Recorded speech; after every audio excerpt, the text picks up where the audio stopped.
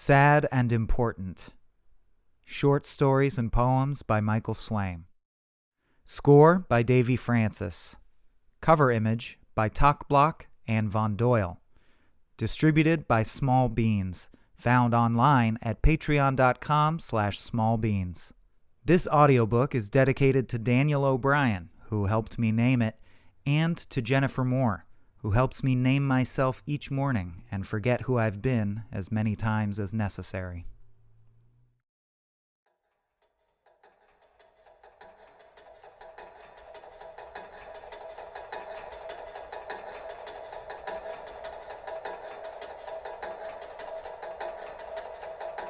The House with No One in It. What's the big deal? It's just empty. It's not even that creepy. You go inside then, Aaron spat back. Michael laughed, bulged his bottom lip with his tongue, and nodded a bit. I'll let you borrow Dusty. The offer had the desired effect. As Aaron mulled over her decision, she could sense every kid present holding their breath, shifting their legs to find more purchase in the hard-packed summer dirt, yes, but also to get that nervous energy out. They all wore Halloween costumes. Two wore capes that fluttered as huge quanta of wind lumbered around them, Leviathan-like, invisible. How long? 2 months. This time there was an audible ooh from the onlookers. Michael elbowed Andy and the scrawny boy giggled automatically like a pull-cord toy version of the hero he was dressed as. No, Aaron, no! The brat's 6-year-old voice was a piercing whine of fear, and she could hear his empty jack-o'-lantern bucket rattling against his plastic handle. Let's just trick or treat.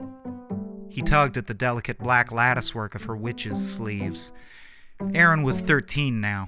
Mom had finally let her and her brother out alone for Halloween, even allowing her the blasphemy of choosing a scary costume instead of insisting on something from the Disney Pixar universe. All on the condition that if any harm befell the brat, the punishment would be on her head. And yet, the thrill of the costume and the oncoming evening had already begun to infect her. Ignoring her brother for a moment, Aaron examined the dirt bike, pretending she hadn't long ago memorized its every chromium curve, coveted the perfectly square nubs of its rugged rubber tires to which that new bike smell still clung, to which even some of the little rubber whiskers that wear off right away were still attached. Michael's mom had gotten it for him as a consolation prize when he finished 4th in a karate tournament, a scant 2 months before Christmas. Aaron's mind boggled at the unfairness of the world. The bike was purple. Okay, she said. She looked at the brat. You coming? One thing she would say for him now that he was 6 is, the brat didn't like people to see him cry, especially two bullies like Michael and Andy. The brat blinked back tears, promised to tattle, then finally decided to come with her, of course, refusing even to relinquish his grip on her hand. Though Michael was a year younger than Aaron and only an inch taller, he was otherwise humongous and mean. They knew each other, had been playmates long ago, but had chosen different paths of evolution, or had those chosen for them. Now Michael's freckled pudge was contorted in a grin, obscenely crimson in the sunset, framed by sweaty pats of hair extruding from the edges of a lycra cowl. He was dressed as a stormtrooper, one of the real plastic ones, but had his helmet tucked under his arm. His rich parents probably overfeed him, she thought. What do I have to do? Get inside and bring something back. Give me something to take, she said, so we know you won't ditch us. Michael snorted. Do you want the bike or not? Aaron glanced over at the house. It wasn't that creepy, and it wasn't that big. The only unsettling thing about it, really, was the vast expanse of weed lots that surrounded it, as if no other house dared come close. That, and the fact that no kid had ever seen anyone leave or enter the house, yet it stayed maintained, and no one's parents, of the kids who'd ever asked, seemed to know who lived there, or who owned the place. In fact, if she climbed out of the drainage ditch and up onto the ridge behind the house, Aaron could spot her own neighborhood. Michael said inbred cannibals lived there. Fine, she said. Andy said ooh again. Erin clambered out of the trough, pulling the brat with her, and slung her empty pillowcase over her shoulder. She stopped briefly to turn back to the two boys squatting in the ditch, enjoying the height differential. "But you can't take it back," she said. 2 months, and I get to keep it in my garage." "Deal," said Michael. "But you have to bring me an artifact from inside to trade." "Deal." Soon, they were moving into the pale yellow void of the affronting vacant lot. The brat dug in his heels, but didn't impede progress overly. Erin could hear Michael and Andy snickering and making oogie-boogie noises at them. She looked at the house again. She had thought it looked very old-fashioned, like one of the big plantation houses from her U.S. history textbook, only smaller. As they got closer, though, she realized every piece of it seemed new and clean, as if it had been built very recently to mimic that style on a more affordable plot. Even the big dark windows, each filled with warped old-fashioned glass that distorted the interior, gleamed back against the slanting sun, immune to the wind and the dust. If she had been a bit older, she might have called it faux vintage. There was no walkway leading to the porch, no stones peeking from overgrown straw, no tiles, no faint indentations or chalk marks where a walk had once been planned but never finished. The porch just started, bluntly, as if the weed lot were the inviolable border of an enemy country. On one side, Erin and the brat stood on dirt. One step closer, and they had wood under their sneakers. The overhang's shadow enveloped their heads, and Erin felt a little cooler. "We'll just knock," she said, to calm either or both of them. "If someone answers, say trick or treat. It's not even 6 yet. Just do it. If no one answers, we'll go around back and maybe we can find something and say it's from inside the house." "Let's just do that," the brat said. "No," said Erin, frustration rising in her voice. "They have to at least see us knock." Little brother craned his neck back toward the two bullies. Tense glee was apparent on their faces at even 50 yards, and through the shimmering waves of heat coming off the earth as it turned lavender. The sound of Erin's small hands knocking on the front door brought him snapping back. He instinctively grabbed his sister's hand more tightly and rocked back on his heels, feeling a little of the sun on him again. The door swung open. It hadn't been opened. There had been no delay, no sound of footsteps, no click of a mechanism. It just opened. What looked like a heavy oak door creaklessly yawned open 5 or 6 inches, then stopped, as if the force of Erin's 13-year-old fist could have been the cause. But, she thought, that was impossible. Who leaves the front door unlocked? Not just unlocked, open. This was not an abandoned house. It didn't look abandoned. And she had knocked so tenderly, already imagining their walk around to the back of the property and what creepy trowel handle or doll part they might have found there to win their bet. But the door stood open. Undeniably, a vertical shaft of pitch black standing there in the opening, a beacon for all to see. "Well?" came the shout across the lot. "Go in." So, Michael could see too. Erin didn't turn around. "Yeah, what you waiting for?" yelled Andy, his piping voice carrying shrill on the breeze. This time she turned and made an exaggerated, angry shh motion so they'd get it. After all, was this about braving a creepy haunted house or a young witch's first breaking and entering attempt? Erin got the bad feeling. Not the feeling that she would get in trouble. She had already weighed the brat's inevitable tattling and her ensuing punishment versus Dusty the Purple in her calculations. But the feeling that she might be doing a bad kid thing. More than just a little rule breaking, but a real bad thing. She hated that feeling, like moms and dads inside her head, punishing her before she'd even done anything wrong. Yet, behind her, across a field of gold, there was the bike. And, more than that, the walk of shame back to kids who would not be kind about a failure.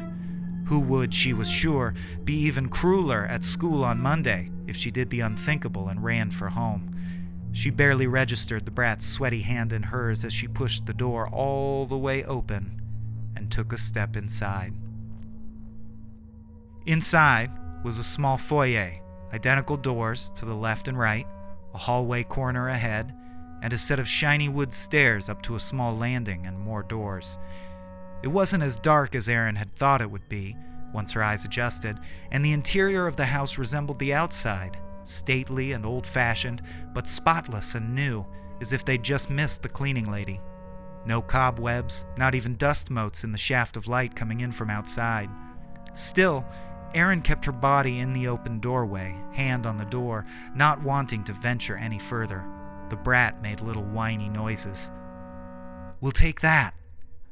She pointed to a wooden pedestal by the staircase. On it was a hand-thrown ceramic bowl, partially glazed with a thick blue gloopy glaze, filled to the brim with what looked like decorative stones.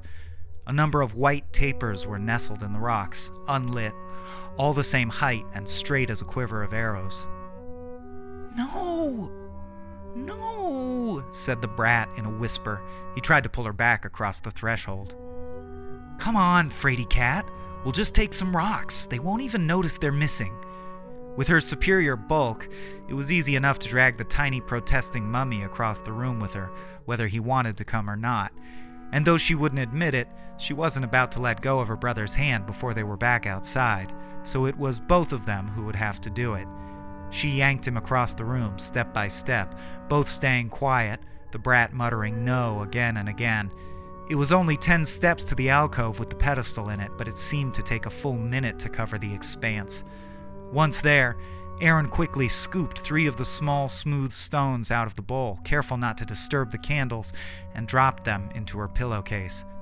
They hung small and hard at the bottom, candy for someone with a taste for broken teeth. She held the pillowcase in one hand and the brat in the other. The top of her head felt unbearably hot in her witch's hat, and she thought she could feel her green face paint running with sweat. "Okay," she said. When they turned around, the door was closed. Again, it hadn't made a sound. Erin could not remember the light in the room having changed, but it was closed now, and, she saw for the first time, had no knob on the inside. Where the knob and a lock should be, there was just a blank brass faceplate, polished to a glow. She could see the swirl pattern where whomever had polished it had wiped the rag around in a circle. The brat started crying. Erin jerked at his hand, reminding him to keep quiet in a harsh whisper. He didn't listen. "I want to go," he moaned, hot tears fudging his face paint and soaking into the collar of his costume. Erin's fear of getting in trouble, serious trouble, now greatly outweighed her bad feeling. Her heart pounded in her ears as she considered her options. She didn't want to call her parents, not yet. She certainly didn't want to go further into the house. Erin stared at the blank plate for a moment, trying to puzzle out how or why such a door had ever been built. She reached out and pushed on it. The door didn't budge an atom. She felt around for a slot for a key card, like a hotel room door, or any kinds of buttons that weren't immediately visible. All she did was add a patina of fingerprint smears to the bronze. She imagined police in this room, yellow tape over all the doors, one kneeling down to lift her prints from the gleaming metal. It was 10 whole minutes before the brat stopped crying and Erin stopped caring about being quiet. They had already tried their emergency cell phone, which was completely dead. Erin had sworn she charged it, but there was no arguing with an empty screen. The only 2 windows in the foyer were tall vertical ones on either side of the front door, which were cut up into little sections by thick leadwork, and most of the panes were colored. It cast a beautiful multi-hued light into the room, but with the sun almost set now, Erin had no chance of spotting Michael and Andy across the dark front fields, or even verifying that they were still waiting for her. They knocked on the inside of the door. Very quietly, at first, then louder, then very loud, slamming their fists and kicking the baseboard, the both of them at once, yelling for Michael and Andy. It was this which made Erin certain there was no one in the house with them. They hadn't heard so much as a creak, settle, or pin drop in response. Even the sound of the wind outside seemed to die at the front porch. Erin didn't think the rocks in the bowl were big or heavy enough to break a thick stained glass window. Even if they did, she'd have to find a way to break the iron bits in between the glass, and of course deal with whatever capital punishment her parents would devise for vandalism. She shuddered and stole a glance at the brat, who was now lying in one corner, spooning his pumpkin bucket and sucking his thumb. His eyes were vacant. She swallowed a lump in her throat, turned to the center of the room, and managed a, "Hello? Anyone?" loud enough to echo from the vaulted ceiling, but nowhere near confident. "We're lost! We got locked in! Hello?" Even louder. The silence in the room filled every null space available like packing foam, keeping them in place for shipment. In the vast emptiness of it, Aaron imagined, for the first time, a monster in the next room. A killer clown through the wall. Up to this point, she had only imagined herself in mundane kinds of trouble, had only been thinking on the level plane of reality. It was now that the child in her assumed a measure of control and projected the far worse fates that only the imagination can conjure. Aaron thought she heard something scrape against the floor in the room to the left of her. Her spatial brain told her the thing that made the sound was approaching, would be here in moments. She took 3 hurried steps to the relevant door and grabbed the knob, holding it shut with all her might. "Did you hear that?" It took the brat a long time to answer. In that time, the door didn't budge. There were no more crab noises from the other side. Even though Aaron strained so hard to listen for them, she thought she could hear her hair growing, the flow of her blood, the filling and collapse of the alveoli in her lungs. Hear what? No? Aaron was quiet, still listening. "Stop it! You're trying to scare me!" "No, I'm not!" More nothing. Aaron let go of the knob. Even as the springs inside wiggled the handle back into perfect alignment, the mechanisms made no noise. She was embarrassed now as well as afraid. She hadn't heard anything, of course. 2 deep breaths. And then, "We need to look around," she said, "for a way out." She had expected, maybe even hoped for, some argument from the brat.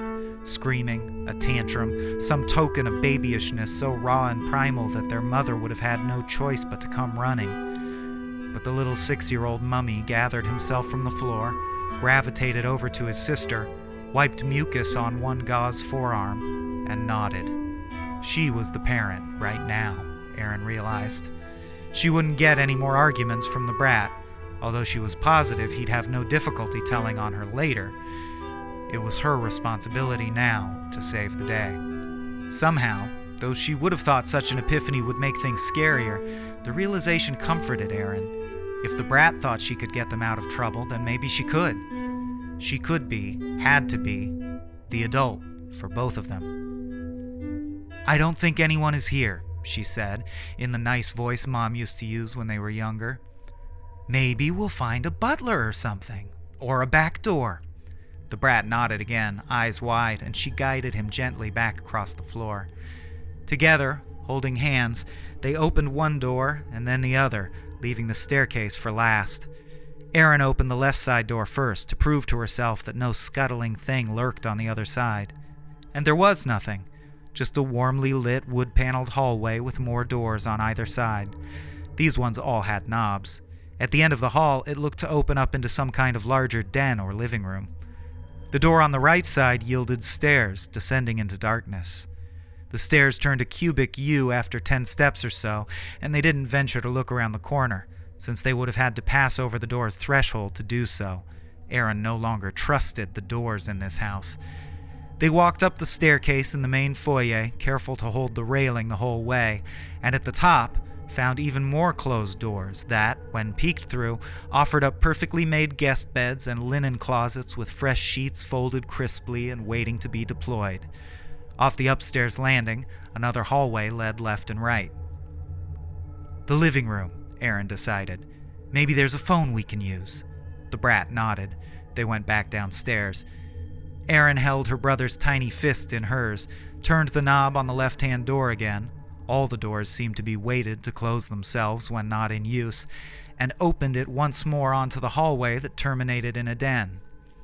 She stepped through, half expecting to feel a static charge wash over them, but nothing happened. A few more steps down the hallway, and she felt her brother's hand tighten into a rock-hard ball and go ice cold. She looked back at him instinctively, wondering what could have frightened him so badly. Where she had been holding his hand in hers, Now she was grasping a cool bronze doorknob. Before she could stop herself, her inertia pulled the door to the foyer shut behind her. This time, she heard the click.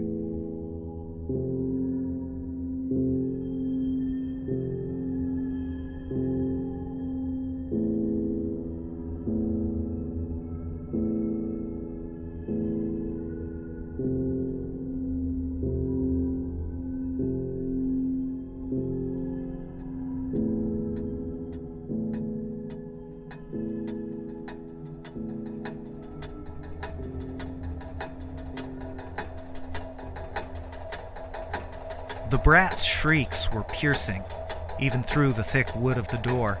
Erin herself felt like screaming, weeping, shaking him, and kicking down the door all at once. Instead, she twisted the knob and wrenched the door open again, onto another featureless guest room. Small, perfectly made bed, footstool, a desk, a lamp, a little bookcase with inoffensive knickknacks, even a half-empty water glass sitting on a silver tray on the desk. The glass had a transparent pitcher of fresh water next to it, with ice cubes bobbing in it. Erin! Erin! The brat was still sobbing and screaming her name, but he sounded a little quieter now. Maybe he had calmed down, she thought, even as her own panic mounted. How could this be happening? She had just come through this door, and now it led somewhere else. The world spun around her, everything she knew, her whole short collection of life experiences thrown into question. "It's okay! I'm here!" she yelled. "I'm right through the door! Can you open it?" To her relief, she heard her brother stop shrieking, calm himself down, and yell back. Yeah? It's a hallway! It's the same hallway! Where are you, Erin? "I'm in a bedroom," she said. "One of the ones upstairs, I think. It must be a secret passage or something." Should I go in? His voice was definitely quieter, but not just that. Muffled, too. Erin was sure he sounded more than a room away, as if she were hearing him through more walls than she should be. She wondered what the walls were insulated with. She had seen her dad open up their walls once, and there was a bunch of pink foam inside. House guts, she had called them. "No," she said. "Did you hear me? Don't. I'll come to you." Okay. Another mumble through the door. Only now, she was in a room with no windows and one door, and the door was open, and it was the one she had just come through. Almost numb through the haze of panic, Erin acquiesced to the rules the house seemed to be enforcing. Stepping fully inside the room, she shut the door, waited a second, and opened it again. Thankfully, it hadn't locked or magically vanished when she shut it, but again, it opened into a new space entirely. This time, it was a tall, cylindrical red room, some kind of colonnade that would have to be on the second or top floor. The room was sparsely furnished and smelled musty, as if it were some secret hideaway that only the master of the house frequented. It featured a wooden chair with some old books stacked next to it, and a number of big bay windows in the curved wall opposite the door. 2 other closed doors led out of the room in different directions. She stepped inside, but didn't let her door shut. "Hello? Can you hear me?" This time her brother's voice was much quieter. He said he could hear her.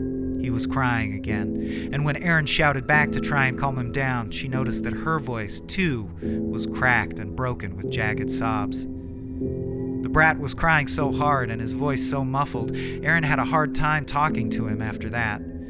She tried to explain to him about the doors, that they needed to stay put and figure out a plan to keep from getting further apart, but she wasn't sure he heard her. She thought she heard him say something about coming to her and was flooded with a fresh wave of terror. "No!" she shouted to the empty room, so loud her chest ached with the effort. "No! Stay there! Stay right there!" But he wouldn't listen or couldn't hear her. As he screamed and sobbed and his footsteps squeaked from one room to the next, she could hear doors closing, his cries get further and further away. Erin strained at the knob she refused to let go of, looking compulsively back and forth from the guest room she had come from to the windowed colonnade she was half inside. "Casey!" she screamed. "Casey, don't go! Stay where I can hear you! Please, don't go!" Her brother's screams dwindled altogether then. their last decibels snapped into silence by the shutting of some door in some other room of the house. "Don't leave me," she screamed. "Don't go!" Erin was flushed with cold sweat. Her spine vibrated. Finally relinquishing her hold on the door, she crossed quickly to the windows, ready to smash them open with her own fists and leap from the roof if need be. They were warped, old-fashioned glass, like the windows in the foyer had been, but they weren't bisected with lead, and they were big enough to grant a view of the outside world. Erin was shocked to find she was facing the front of the house, that in fact she could just barely make out little smudges in the twilight that had to be Andy and Michael. For a moment, she was able to shut the impossibleness of it all out of her mind. She could imagine Mom and Dad explaining this all to her, some rational explanation, some horrible trick that had been played on her, and it would all be over. And in a way it was, because as Erin looked down, just at that moment, she saw a white smudge and a black smudge blast out of the front door of the house and shoot across the yellow field. The Andy and Michael smudges moved to intercept the new smudges, and she knew for sure that it was her and Casey coming out of the house. She tracked their path with her eyes, a pointy-headed witch and a little white mummy, coming back to claim triumph after a scary dare, no harm done. She cried again then for a very long time. She screamed and hurled the chair against the windows too, but they seemed unbreakable, and the smudges outside paid no attention. They just wandered down the road, fighting over the purple bike until all were invisible. The sun set. It became dark. Erin had never felt so alone. She realized with shock that she must have only been in this house for half an hour at most. Yet she knew absolutely no one would be coming in the morning. No tenants would arrive to fetch them, no landlord to admonish them and call their parents.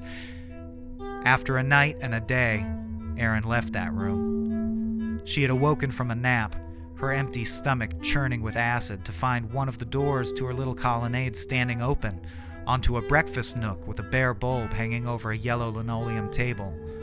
Sitting on the table was a bowl of stale, hard candy. There was a glass with 2 fingers of old milk in it, too. Erin could swear the floorboards cackled at her as she crossed them to get to her meager meal.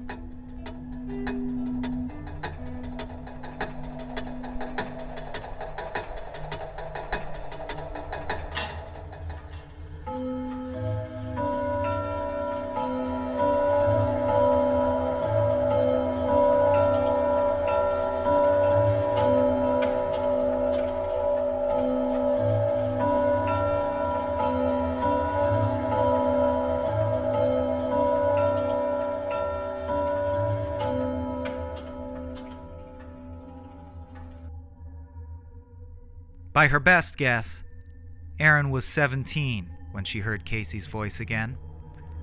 She didn't think of him as the brat anymore, just Casey. He would be 10 now. She had been camped out for 5 days or more in a well-stocked library, feeding off scraps she'd carried with her and using a wastebasket as a toilet and book pages as paper. The whore, that's how she thought of the house now, seemed to delight in cleaning up her waste while she slept, but rarely left her food, and almost never water. Whatever invisible staff labored under the whore's command, they did good work. Her dad had said the word whore a couple times in front of her. She had been acutely uncomfortable at the time, feeding off of his angry vibe and her mother's outrage, but now she used the word like a weapon, and a tie to her family. Erin wondered if the version of her that she had seen leave the house was just like her, how it could possibly fool her own parents. She wondered if the windows had just shown her that, like a movie, to torment her. She wondered about ghosts. She wondered about hell. She wondered about time loops and sin and Indian burial grounds, but the whore never said a word. The other thing about this room was it had a skylight, big enough for Erin to fit through. She had not seen windows of any sort in any of the whore's chambers since the colonnade room, 4 years earlier. She had been unable to think of a way to reach it so far, but liked to nap in the square of sunlight it let in, or watch the lit patch migrate across the floor. She imagined growing up in this library, learning everything she needed to from the books until she was as strong and big as her dad. She wondered, if he were here, if he would be able to break the glass, if they could reach it, that is. And of course, her lack of food and water would force her to move on soon, as it always did, deeper into the house. No matter what door she chose, no matter what room it spat her into, Aaron always thought of it as deeper. Casey's cries were, by this point, a cruel joke. Just loud enough to make her sure it was her brother, far too muffled to attempt any communication. She tried anyway, screaming herself hoarse, knocking bookshelves over, exhausting her body, pounding against the walls and doors. Casey only cried and called her name. Eventually, she couldn't take it anymore and ran out of the library and through 7 other doors before she collapsed, panting, into a just-cleared dining room replete with the smells of a Thanksgiving dinner lingering in the rafters. She didn't talk to Casey again for 11 years.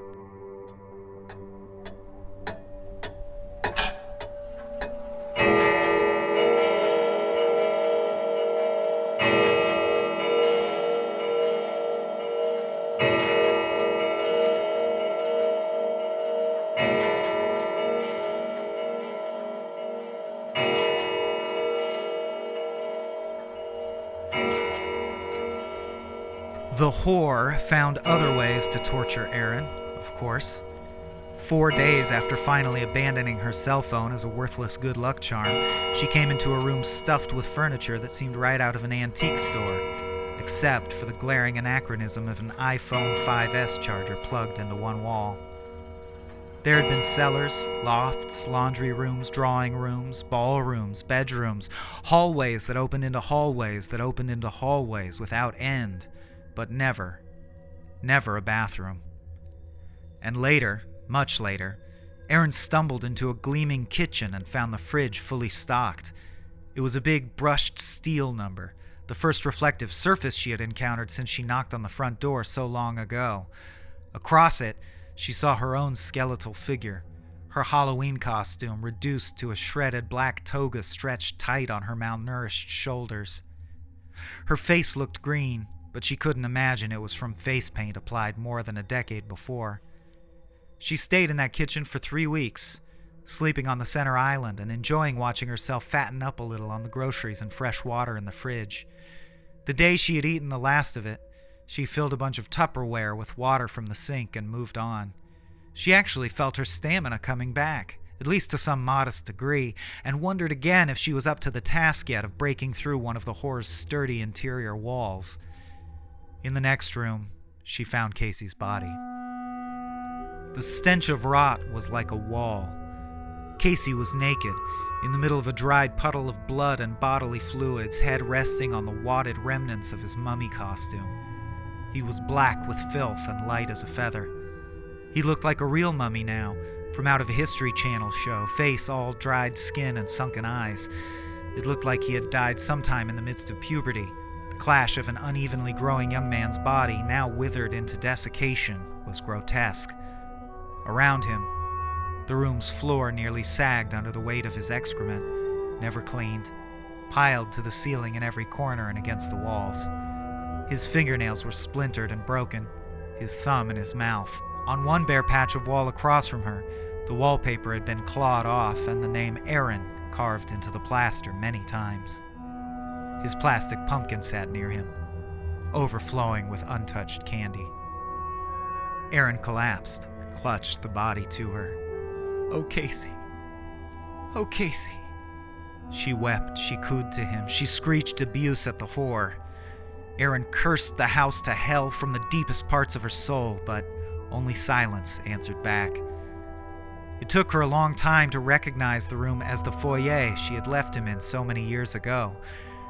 When she finally noticed the closed front door with no handle on it, she actually laughed. He'd never left the room. He just waited for her. Big sister. Caretaker. Aaron tried to hang herself 3 rooms later with a rope made from sheets. The chandelier in the ceiling didn't hold, of course. Neither did it crush her. She considered tying herself up somewhere to die of thirst, but kept that plan in her back pocket. When she was older, in her middle age, Erin did manage to knock holes in some of the walls. Whenever she did, she always found the hole led to an exact copy of the room she had just come from. Except once. Once it led back to the foyer. She stopped knocking holes in the walls after that. It was on her 50th birthday, although she didn't know it, that the whore finally allowed Erin the Good Witch to die. She had indeed tied herself to something, a defunct water pipe in a cramped attic crawl space, and waited, delirious from thirst and hunger, for her final triumph over her ancient enemy. She had chosen the room because it had a small circular window in one end, which she could look out of from her perch.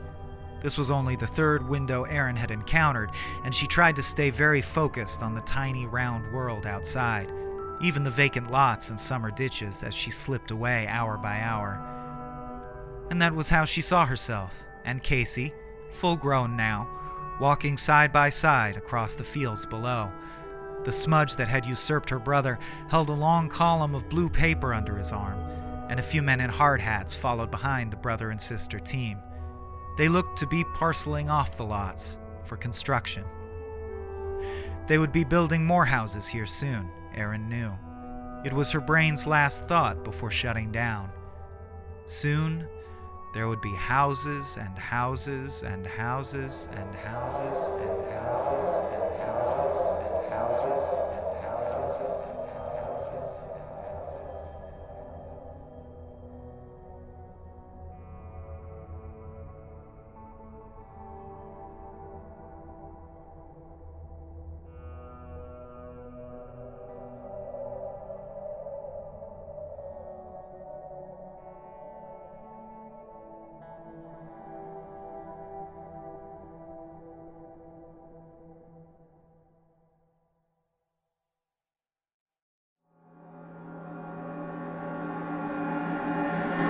The Blessing. Ritual. A solemn ceremony. A series of actions performed according to a prescribed order.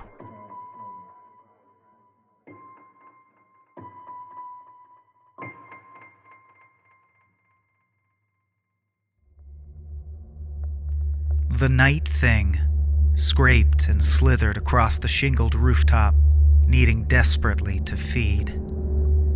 It rattled each exposed rib across the sandpaper surface in hopes of a hollow sound, some crack or ingress. Its belly wheezed like a slackened bellows, an empty pelican maw. In this part of the world, it was cold on a winter night, and few had left their windows or a door ajar when the clock struck midnight and everything froze. But the night thing could make its bones jelly for a price. The price was pain. And so it squeezed itself, screaming, between some loose mortarwork, and filled the empty space behind the building's wall like a pudding. It smelled rat droppings and rust. Scuttling sideways, breathing in the sickly scent of its prey, the thing of the north let its flesh tear on bent nails and staples, heedless. It bled disappointment, hammered at the drywall. Several hours later, it managed to force itself into the ventilation ducts and spilled out into a darkened closet. The door was closed, but the night thing could ooze through underneath if it endured enough torment. It took half a day to recover the fragments of its pain-shattered mind, then slid into the master bedroom. All was still, and would be until the ritual was once again complete. Eons of torture stood between the night thing and the scraps of normal time that were all that drove it on. Every precious year of its eternal life cost it millions. Naked, desiccated, it went about its task. It found the place of worship, festooned with lights and gifts for others. Beneath its breath, the creature muttered a brief blessing for the home and family within. It spat the holy words as if they were a curse. No matter. The ritual had been fulfilled, or at least 1/1000th of it. The night thing was free to feed. There were 4 in the house, an adult and 3 children. The night thing enveloped each frozen body and siphoned something oily and lugubrious from them. It devoured part of them, but felt no satiation. It could not live on human sin alone.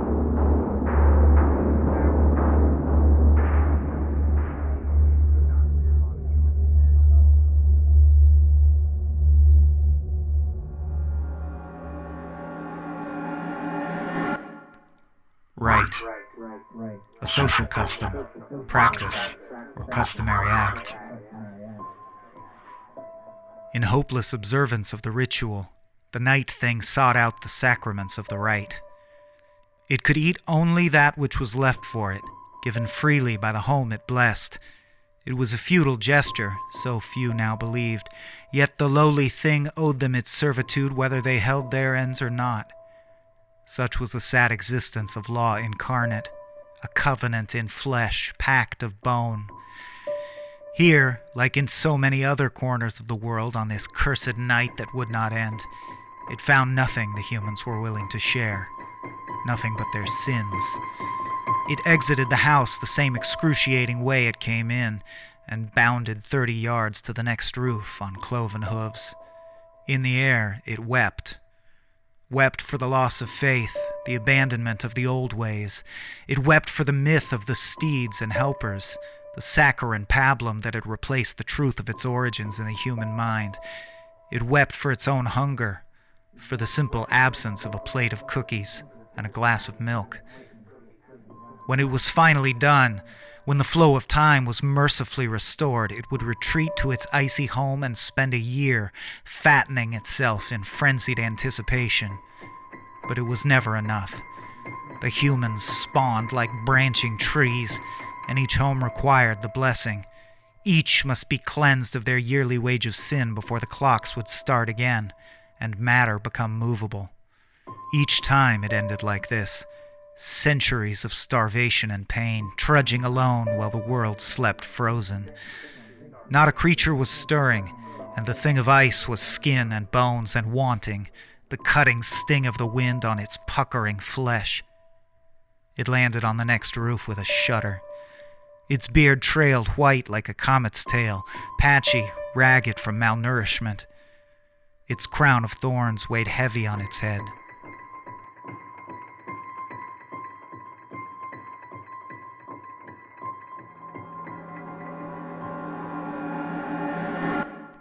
Pact, a formal agreement. The night thing bled then, bleeds still, will bleed always. It bleeds as it bled on the cross, feeds on sin as a matter of scriptural fact. Forgive it, Lord. It knows not why it does. It rose from the dead in a cave, dark and alone, and found nothing but this wretched existence waiting. It knows not if this pact is with God or the devil, or whether in the end there's any difference between the two. The night thing knows only holocaust, sacrifice on the altar of cosmic law. It is a fatted calf that will never stop burning. As long as there is sin, the night thing will absorb it. As long as the heavens sustain, it is the living cost. It feeds on our crumbs in the darkness of eons, time between time. What God would allow such a thing? What parent would conceive such a life for their child?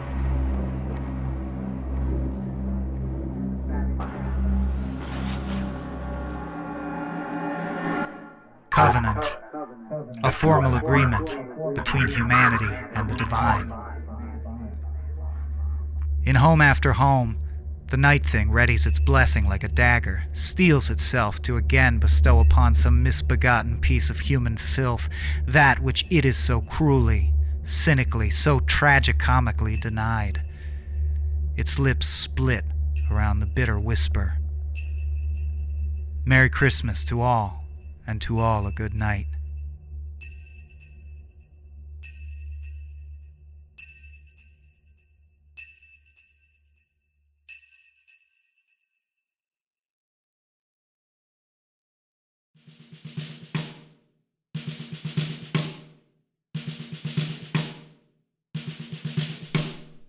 Semper Fi. Neil bent down, bringing his distorted face within inches of Samantha. He felt his mouth tighten in a jagged V, almost a smile, but for the rankled nose and aching tension in his jaw. Sweat trickled down from the crew cut he habitually wore and stung his eyes. His muscles were flexed, one hand palm out by Samantha's face, the other grasping the offending pair of Velcro shoes. "You see these?" He shook the tiny pink sneakers at his daughter. "I don't work my ass off so I can come home and find this fucking shit in the living room." Samantha looked like a doll, plastic white. She seemed to be looking through him. "Can't you fucking talk?" Neil's face filled with blood. Little drops of spittle flew from his mouth, and his neck was a column of tensed muscles and engorged veins. Still, Samantha just stared through him. He shook the shoes at her again, bobbed his head toward her, but her eyes were watching something distant and unreal. Slowly, the child's lips mouthed the words, "I'm sorry, Daddy." No words came out, but a little squeak escaped from her throat. Neil lowered his hand away from Samantha's face and straightened, came to attention. He still held the shoes in his hand, one each dangling from his first and second fingers. His arms were exposed by his white muscle shirt, and a sheen of yellow sweat glistened on his shoulders, forehead, upper lip. Across his left shoulder, the words Semper Fidelis were tattooed. "What you do all day?" Neil said to his wife. "You can't teach her some fucking respect." Brenda stood at the end of the hall, one hand bunching up the material of her black skirt, the other at her mouth. She was perfectly still, a deer in headlights. "Huh?" Neil shouted. "I'm asking a simple goddamn question. Can't anybody in this house talk?" He grinned and raised his arms, shoes dangling. Brenda still said nothing. She had bruises to teach her when to stay quiet. A moment of stillness, of infinite possible opportunity, wandered blindly by. Neil sagged, looked around. A breath leaked out of him like a deflating balloon. The little girl in pink footy pajamas toddled to her mother, reaching up toward her insistently and balancing on her tiptoes. Brenda slowly bent down and scooped Samantha up, keeping her eyes on Neil and her head lowered reverently. Watching Samantha walk away from him, Neil tightened again, instantly, like a snare. He sprang forward, dropping the shoes to the hardwood floor. A rage he had thought was gone surged up stronger than ever, propelling his actions. The momentum of it was terrible. They would answer him. They would pay attention. He would have respect, damn it, in his own damn house. Neil's right hand gripped Brenda around the windpipe, her jawline fitting snugly against the top of his thumb and forefinger. Neil slammed into her with enough momentum to lift her off of her feet, and she struggled to keep Samantha in her arms. Brenda started to make choking noises, eyes wide, but Samantha had gone away again. "Oh, now you can talk," said Neil. "Now you want to fucking talk." With a shove, he sent her sprawling backwards through the door frame and into the bedroom. He had thrown her harder than he meant to. Her head hit the floor with an audible crack. She still clutched Samantha, whose halo of silken hair sifted and fell into place again. Brenda kept her eyes closed, but she was awake, Neil decided.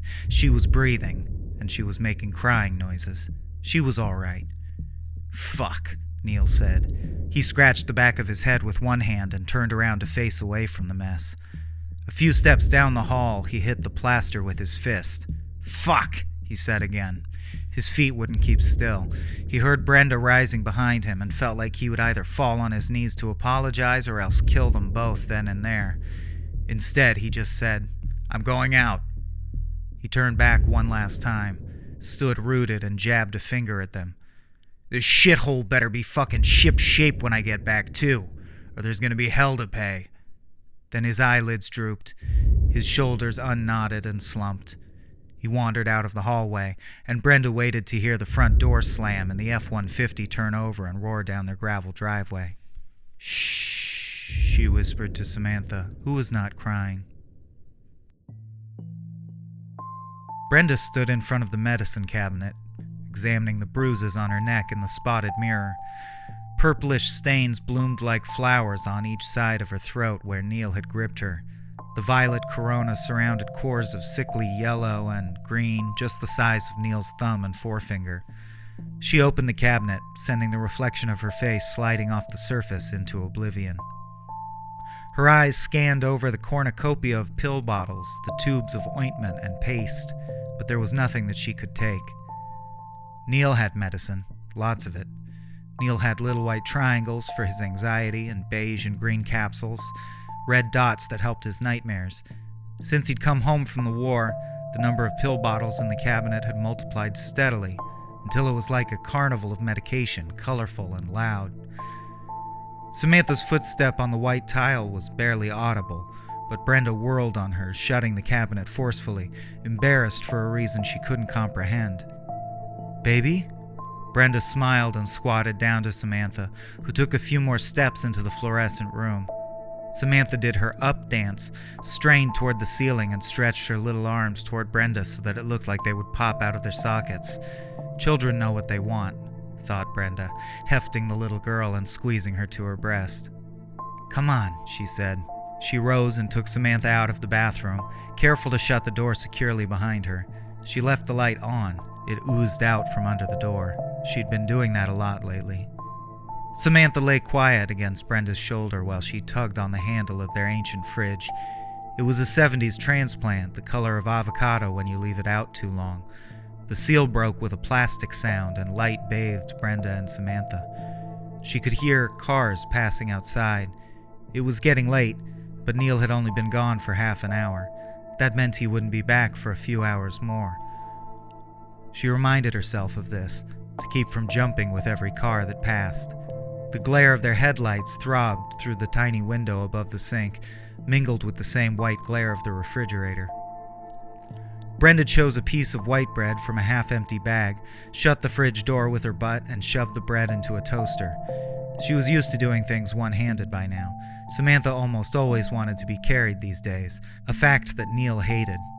He said Brenda was spoiling her, but she just didn't know how to turn the girl down when she strained like that.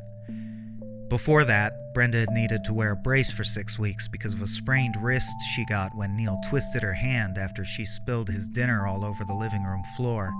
The marinara sauce stain was still there, but Brenda hid it with a little rug she'd taken out of the bathroom.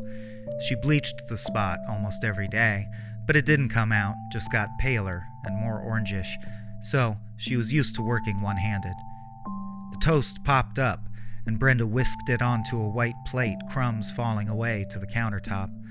She swept crumbs into the sink and washed them down the drain, then returned to the fridge for the butter. The whole time, Samantha barely moved. She just laid against Brenda, getting warmer and warmer, a little feral living thing, as if she were feeding off of Brenda's heartbeat. Brenda buttered the toast and returned the tub of spread to the fridge. Then she carried Samantha and the plate over to the low-weathered couch and worn coffee table that served as the family room. There was nothing that differentiated the room from the kitchen, other than the change from linoleum flooring to off-white carpet. On the table, there was a tiny black television. The cable snaked all the way back to an outlet in the wall next to the front door. Brenda switched it on, hit mute, and settled back into the couch. Samantha didn't care for the sound, but she always loved to watch television. There was an infomercial on. A guy with a ridiculous tan was cutting through the hood of a car while people looked on and grinned. Brenda bounced Samantha on her knee and broke off a piece of toast to hand to her. "Do you want to watch, Sammy?" Samantha stayed turned toward her mother's chest. She looked up at Brenda to where the bruises were. Brenda shoved the bit of toast into her tiny hands. "Hungry?" Samantha took the toast and began to slowly dissolve it by holding it just inside her mouth. Meanwhile, her eyes never strayed from Brenda's neck. Brenda felt herself start to blush. The man on the TV kept sawing, and the people started to clap silently. Brenda felt throbbing in her ears and neck, where Sam kept watching her, a thrumming that made her jaw tingle. She felt as if a spotlight were burning on her. Samantha's silent judgment shattered her at the same time that she refused to acknowledge it. Samantha finished her toast. Brenda broke off another piece and handed it to Sam. Then she leaned forward and turned the television off. Then she sat very still for a long time, while her daughter eyed her bruises curiously.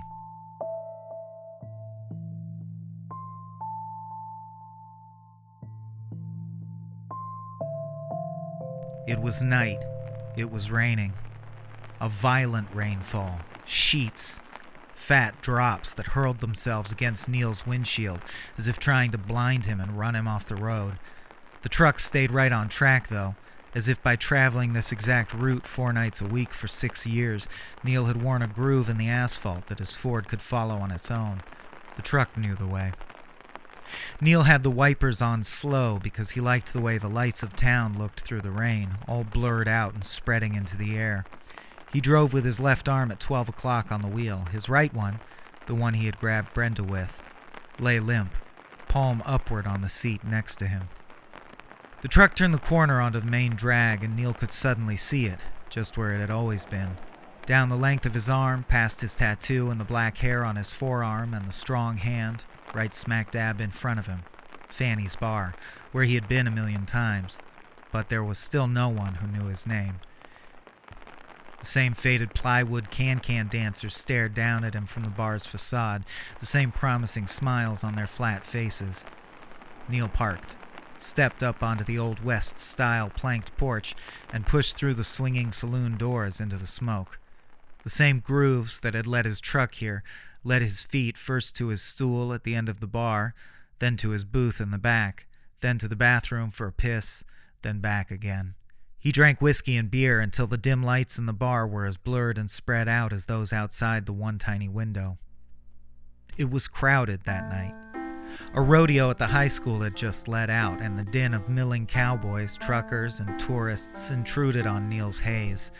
Some college kids in hooded sweatshirts played a drinking game at the table next to his corner booth, and every time some token was won or lost, they would cheer and one of them would drink. Neil hated them, but there were no other open tables in the place. When the stranger slumped down, slid heavily into the red plastic booth across from him, he thought at first that it was Smithy. The man's big stubby hands and sweet cornmeal smell were not Smithy's, though. This man wore a faded cap that shaded his eyes. A thick bib of fat made a pillow for his chin. "Fuck out of my booth," Neil said. He was talking to Brenda now. "No other tables, partner." He said it like that, partner, like some fat, greasy descendant of John Wayne. Neil's hand clenched involuntarily on his beer bottle.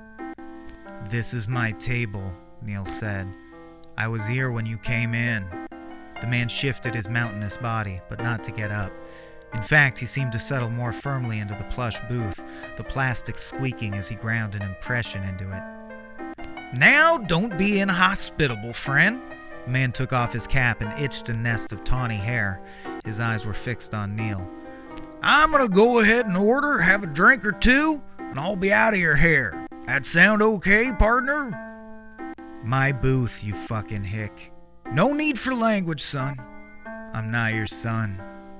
The fat man's eyes squinted, his chin drooped as he leaned forward and put his elbows on the table. "Now what's eating you, army boy?" Neil shrunk back for a moment. He reached up to his shoulder and touched the tattoo there. He could smell the hick's rank breath. He said nothing while the other man flagged down a harried-looking waitress, but in the middle of the man's order, he slammed his fist down on the table. "I wasn't in the army," Neil said. The point seemed important to him. "I was in the Marines, you fucking fat hick. The Marines." The waitress paused, pencil poised above a small white pad. Her apron was smeared with bits of food. She chewed gum. "Hey, is there a problem here?" she asked. "No problem, honey," said the hick. "My buddy's just a little drunk is all. You go ahead and grab those drinks." He patted her on the ass as she turned around. She snorted but did not look back. "I ain't your buddy," said Neil. "Hey, what the fuck is your problem?" the hick demanded. He leaned in so that his rotten breath enveloped Neil like a fog. "I was in the Marines," said Neil. "Not the Army." He grasped his beer bottle again, and the reflection of his whole arm extended into it, up his hand, his forearm, to the tattoo on his shoulder. "Now get the fuck out of my booth." The hick grinned and settled back into the seat again, yet another roll of fat sprouting from beneath his jaw. "I had a brother in the Marines," he said. "Shit worked the way he told it." Neil smashed the bottle on the edge of the table. It was only half empty. Beer suds slid across and wet the stranger's lap. Neil's head pounded. He brandished the green, jagged neck, and the light in the room spiraled and fuzzed off of it. When the beer splashed him, the fat man made a sound like a hen drowning, half choke, half exclamation. Everything surrounding the booth had become dark to Neil, everything except the pebble eyes of the hick and the lazy light trapped in his shattered bottle. "The Marines saved my life," said Neil. Every inch of the hick's visible flesh was tomato red. Neil was aware of the fact that the bar had become silenced only because his own isolation was no longer being threatened, except by him. "The Marines make it so you can be here," Neil continued, "jawing and annoying everyone and sitting on your fat fucking ass." The fat man's eyes narrowed. "You're getting yourself into something you might be better off not getting into, friend." The snap of bubblegum announced the arrival of the waitress. "Listen," she said, "maybe you fellas better head out." Without hesitating, Neil rounded on her with the bottle and jabbed at her midsection. His own stomach churned. He could feel the same unstoppable momentum, the terrible finality of his choice. It was partly relief that washed over him when he felt the meaty arm on the back of his head. Leaning over, the hick had grabbed Neil by the back of his shirt and was pulling him down hard. Neil's head hit the table with an audible crack. He felt wetness and the sting of flesh splitting. Glass worked its way into his cheek as the hick ground his head into the tabletop. He struggled, of course. He remembered all of his hand-to-hand combat training, recalled 100 throws and pressure points. None of them, however, was very effective when one was drunk, bleeding, and had two stubby paws forcing them down with the weight of a tank. Neil thought his skull would crack when suddenly the pressure was released and his head was lifted off of the table, dripping beer and blood. A few pieces of glass fell out of his face and bounced off the tabletop. He flailed, hearing his own groans and the heavy breathing of his assailant. Behind that, the sound of the waitress's screams. Behind that, the sound of the bar erupting in shouts and gasps. Then, far behind all of it, behind everything that existed in the present, Neil heard the sounds of machine gun fire, the sounds of sand blowing hard and men telling dirty jokes, men like Smithy, men like Jones and Shake. The hick smashed Neil's face into the oak tabletop and his nose splintered inside of him. Again, and he could feel two teeth jamming back into his mouth. The sounds faded and lovely darkness reigned.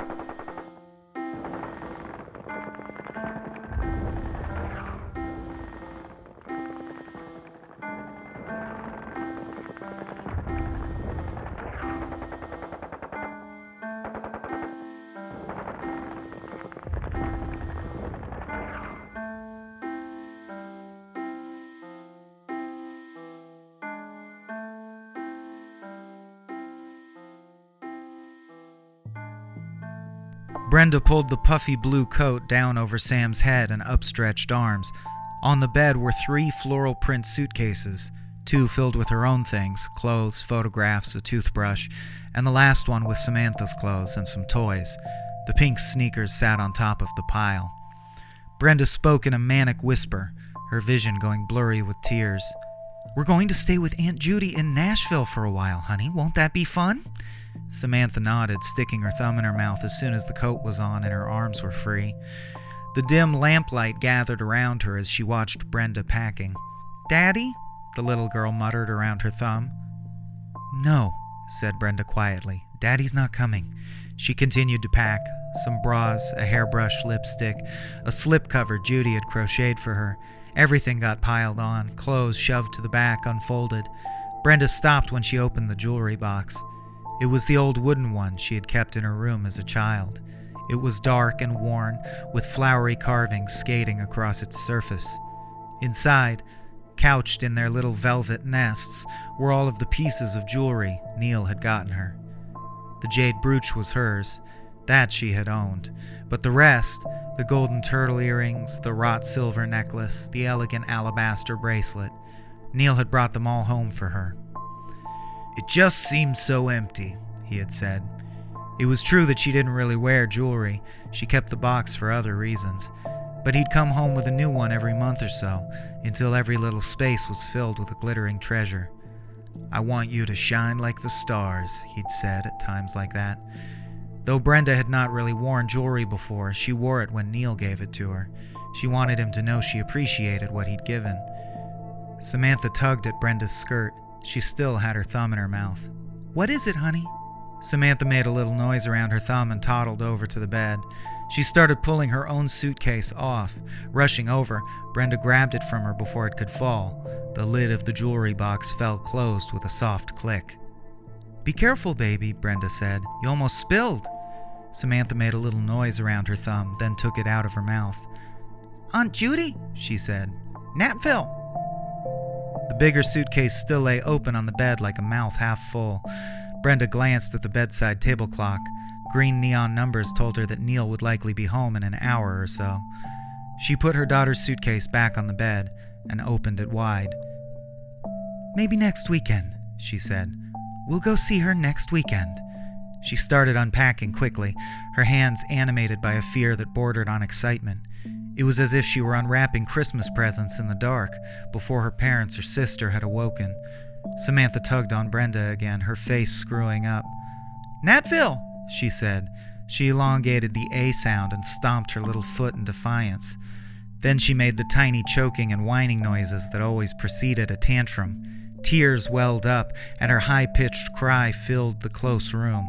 Without hesitating, without ceasing her rhythm, Brenda gathered up her daughter and started to shake. "Stop!" Brenda said, lifting Samantha up to meet her eyes. "Sam, stop crying!" Samantha cried louder, harder. Brenda shook harder. "Samantha Kelly, you stop crying this instant!" The way she said it, the anger that flashed into her voice, desperate, disgusted her. Samantha seemed to stop crying as if her eyes were faucets. All in pink, the child sniffled, but faintly, and stared back at her mother. Brenda realized her own heart was beating wildly. She was more frightened than she had ever been in her life. Frightened of being caught, frightened of being judged. And all the while Samantha stared. A new half-understanding bloomed on her wet face, and she became completely quiet again. Because she could think of nothing else to do, Brenda let her down, sent her to her room to bed, and continued to unpack.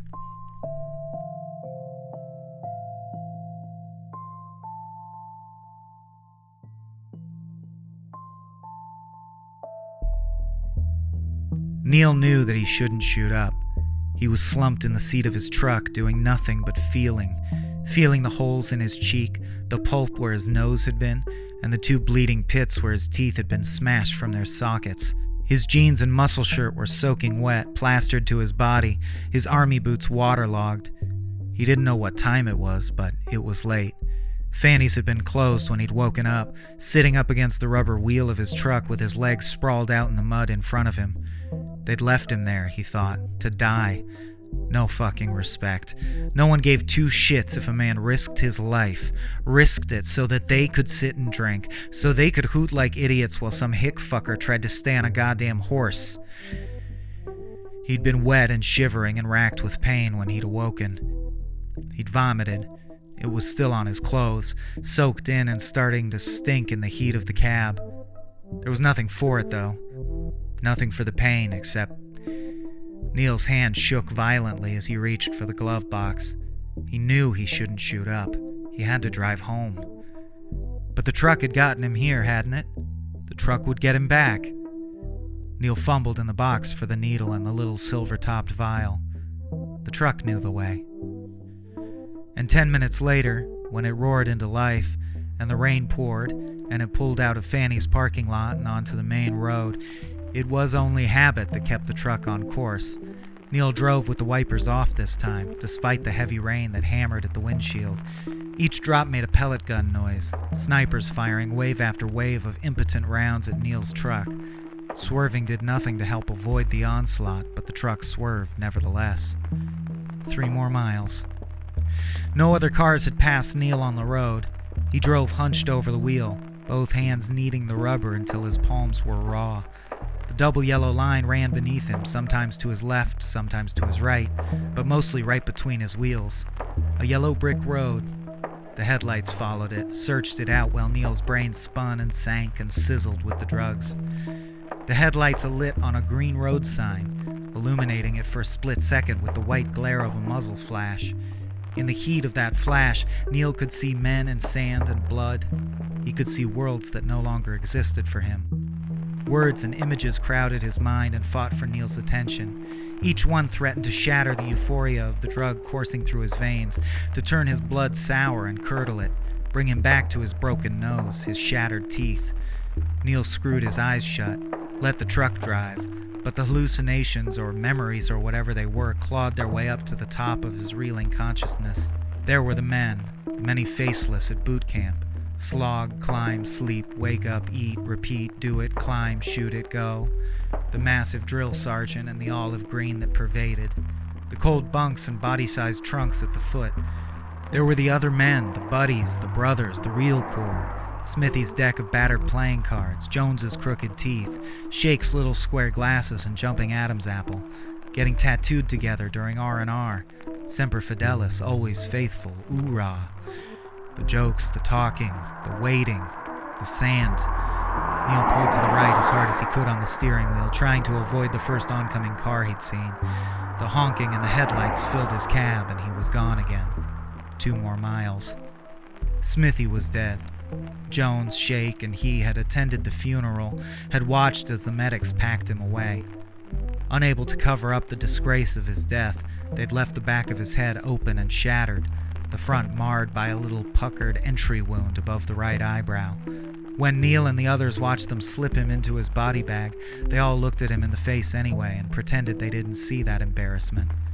It was the least they could do. The parson said some words, and Jones threw Smithy's pack of cards in with him. They'd regretted that, when they'd had nothing to do for the 14 hours of patrol through bombed streets and shadowed buildings.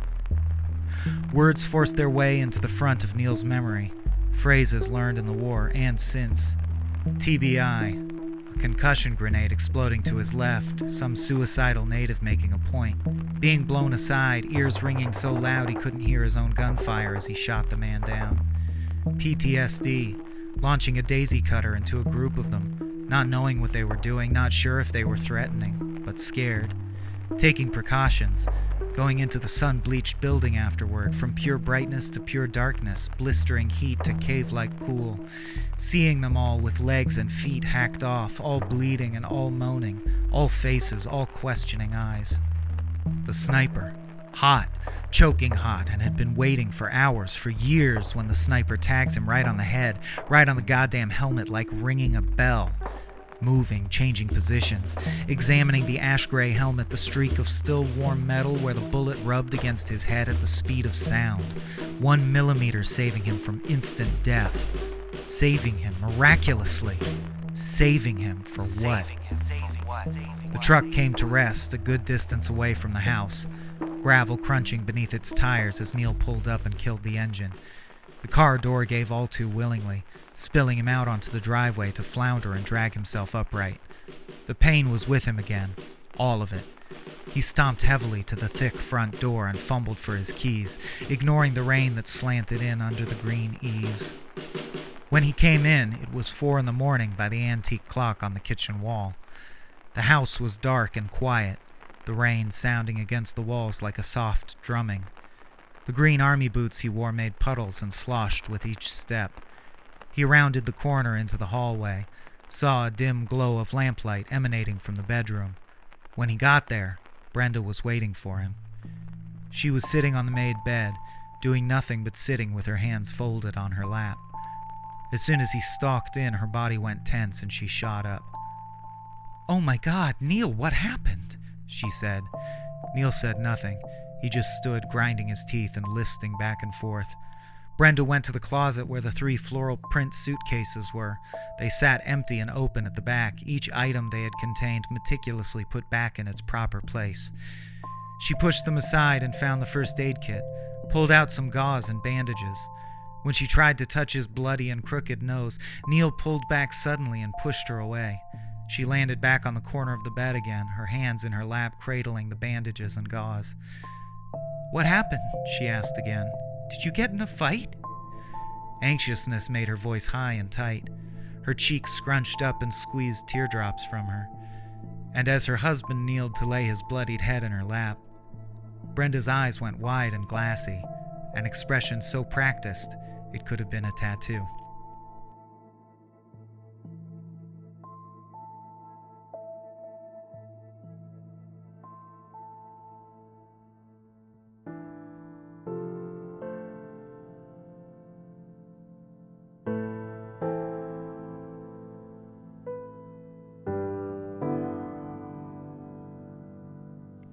Jacq and Gyll. Jacq and Gyll went up the hill to fetch a peal of laughter.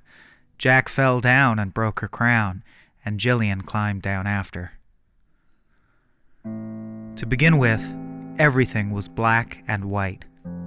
The whole world, the whole universe, all of the birds and trees and sunsets and sunrises and people and places and beautiful colors had been reduced to grayscale. Jillian had never seen color, had no hope of ever seeing it. She had no hopes at all, in fact. Her steel-gray eyes looked out on a black and white world with acceptance. They sat nestled in sockets of gimbals and wires and circuits, the miracle of artificial life. She looked out, but no one saw in. For there was nothing to see. No soul raged or yearned behind the eyes of a robot. No dreams took flight in her mind of electronic impulse and whirring servos, the simple lattice of behavioral palettes that made up her awkward imitation of humanity. She danced the human dance, childlike, but thought nothing of it. She lacked the self-consciousness with which to do so. Today, her limited vision did not seem like much of a liability. The worst of the downpour was over, but a weak drizzle persisted even into the afternoon, and the gray clouds were leaden and unbroken. Beneath them sprawled the lazy suburb, shut up against the elements. There were the rows of identical houses, one by one, and there the aging schoolyard, where a few determined or unfortunate souls still trudged across the field, or pushed one another on the swings, or lit up cigarettes. And at every corner, gray lurked. It sulked in the churchyards and perched on headstones. It flowed from alleyways and nearly smothered her small figure as she navigated her way to the top of a gentle hill. Jillian picked her path methodically, taking the course which would cause the least wear on her joints, protecting, as she was programmed to do, her owner's investment. She stared out from empty eyes, and an empty world stared back. Meaning, being what you make it, her world had none. She climbed. She wore a young girl's overalls and a bright red plastic slicker to keep out the moisture. Her face was a blank tablet from which almost any emotion could be read, and furthering the effect was the pair of sunglasses she wore to hide the only feature which identified her as inhuman. Humans, she'd learned, found her eyes disturbing. They liked her to look human-like, although she was not. The paradox did not upset her. Nothing did. Finally, Jillian reached her objective, an abandoned house cresting the hill. It was the last remnant of a decaying block, quietly being reclaimed by weeds. It rose 3 flights and was in rather good condition, considering. The only outward signs to betray its years of disuse were white paint chips scattered about, and old glass windows, either destroyed by vandals long ago or glazed over myopically with dust and grime. Jacqueline was not allowed near the house. Jillian would retrieve her. On the 2nd floor, Jillian first heard her quiet sobs. She took them in, each one a simple confirmation of her original hypothesis. She had indeed come back to the roof of this old house, as she had done with increasing frequency over the last several months. Jillian reached the place on the 3rd floor where the ceiling was torn open to the sky. Resting in the hallway below the gap were Jacqueline's school things, an ineffectually undersized backpack and some books huddling against each other. She reached up into the hole, placed a hand on either side of the rim, and easily hoisted herself onto the roof where Jacqueline sat, crying. She, too, was huddled into herself. Stringy black hair hung over pale flesh and cobalt eyes. The warmth she carried around, battery-like, oozed wetly out of them onto her arms, her blue blouse down onto her black mirrored shoes, and disappeared into the atmosphere. "Jacqueline, what is the matter? Did you have a bad day at school again?" "Jack," her usual reply, uttered without looking up. Jillian came closer to her, careful to measure each step, looking for signs of instability in the old tiled roof. She hunched down and placed an arm over Jacqueline, allowing her to nestle against her frame, muffling her sobs. After a few minutes, they began to abate, and Jillian decided to take another stab at consolation. "Jack, did you have a bad day at school again?" Jacqueline's voice was barely audible from her place burrowed into Jillian's chest, and she felt the moisture from her eyes and the muscles of her jaw working. "What else is new?" she choked out. "We shouldn't be here, Jacqueline, you know that," she said gently. "This old house is too dangerous. Your mother would be angry." Jacqueline let out a sarcastic grunt and rose to face Jillian. Her face was set, grim. She doesn't care what happens to me. Jillian made no reply, but wiped a tear mechanically from Jacqueline's cheek with a gloved hand. In the great gray sky, a hole was opening, letting the sun through for the first time that day, onto the roof where they sat. Jillian's eyes dilated mechanically behind her glasses to regulate the increasing ambient light. Jacqueline squinted, and life glinted from behind her eyelashes. Love and rage shone out through them, blue and strong. Because meaning is what you make it, the world she looked out on was saturated with it, full of color. Sometimes, things seemed so meaningful she couldn't take it. She felt like dissolving. Jack raised her head and looked at Jill directly.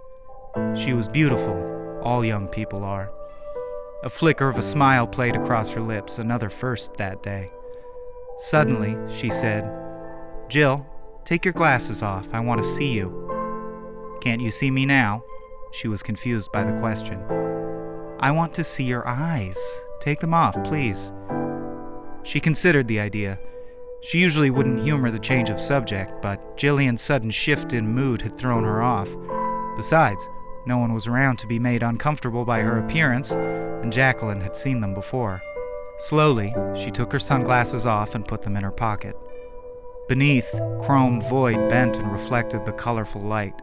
Her eyes were like burnt-out sockets tunneling deeply into Jillian's head. At the back, a pair of camera lenses dilated and blinked out of sync, click-clack. The effect was of some reclusive animal, peering timidly out of its warren. Jacqueline stared for a moment, bemused, then raised her hand toward her face. She shied away, but Jacqueline persisted and laid her fingers on the rim of one of her eyes. Slowly, she moved the hand to caress her cheek, ran her thumb over the hole. "You're interfering with my depth perception, Jacqueline." She laughed. Jillian. She took her hand away, beaming now. "Why do you think they made you a girl?" Jillian did not understand the question. "It was the gender which I was assigned." "Yeah," said Jack. "Me too." Her facial expression was one Jillian had never seen before. She couldn't place it in her mind, but she was experiencing some strong emotion with which Jillian was vastly unfamiliar. Her mood swings, Jillian's exposed face, this sudden metamorphosis into something alien. It comprised a behavioral challenge. In her head, platinum wiring and synapses grappled to make sense of it, cobbled together a next course of action from the limited set of behaviors available. Before she could decide what to do, Jacqueline preempted any such action with one of her own. Quickly, brusquely, with the graceless fervor of a passionate amateur, she pulled Jillian into a kiss. It was short but wet. She had parted her lips ever so slightly. She pulled away and now looked at her as if trying to communicate, tell her something without words. Jillian, quite literally, could not imagine what. It was clear to her that the child was expressing in some way extreme desire. She could not decide what for, but the way she bit her lower lip, the way her freckled brow was knit, the way she looked at her, like an equal. A flicker. Gone. Jillian had no programming to address such a situation. She was a robot humans used to mind their children, and she could not be more than that. Not even the hope of something more, or the ability to communicate that hopelessness to a young woman finding herself. She pondered. A flicker of sensation. Such a thing had never happened to Jillian. Perhaps some malfunction? As she sat, Jacqueline looked at her and her expression seemed to melt, sour. In the oppressive silence, even the afternoon drizzle had stopped. Jacq felt a heavy weight in her stomach dragging her down. She stared at her trusted companion, this one that had grown with her, watched over her since before she could remember, cared for her more than anyone else, but found nothing. Too much nothing. A dizzying void. She searched those eyes, but only the click-clack of little lenses spoke back. A fucking mannequin. "I'm sorry I did that, Jill." She said it blankly. She seemed to choke on it. Her eyes were wide so that Jillian could see white all the way around them. She was breathing hard, deeply. "It's quite all right, Jacqueline," she replied with a newfound equanimity. Jacqueline's face now spoke of guilt, shame, and sorrow, emotions with which she was familiar. Now, she thought, something could be done. The child could be safely corralled, their surge of emotion allowed to play out, perhaps a guided meditation later in the day. Still, that flicker. Jill filed a record of the neural event away to be analyzed more thoroughly at an appropriate time.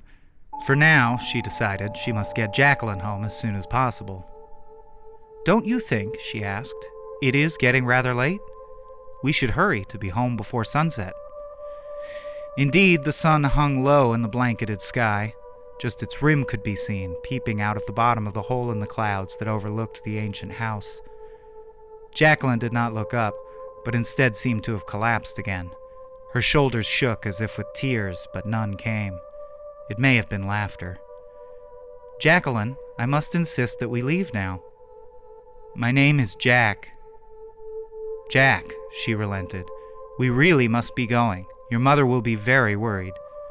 Jacq stood slowly, shaking. Jillian rose as well and turned to climb down into the house. As she squatted by the open hole, she heard Jacqueline's voice, though not her words, and turned again to look at her. The child was standing at the edge of the roof, the front of her shoes off the ledge. "Jacqueline, you can't get down that way. It's too dangerous. Please follow me." Jacq didn't look up, only repeated what she had said. "I love you, Jill." "Jacq, I don't understand." Now she did look. Tears stood out again in her red eyes. That expression was there, Jill saw. She wanted something, but what? If she didn't know what it was, she couldn't give it to her. Jill waited for her to act. "I know," she said. Then her head described a semicircle in the air as she allowed herself to tumble forward off the edge of the roof. Seeing instantly that she could not stop her, Jillian didn't bother to try. She must conserve her motion, she remembered, prevent decay, protect her employer's investment. Jacq fell, and Jillian heard the impact, sickly wet below. The sound was information, which Jillian used to build a picture of the world. She assembled these perceptions into thought, a working model of reality from which to derive a course of action.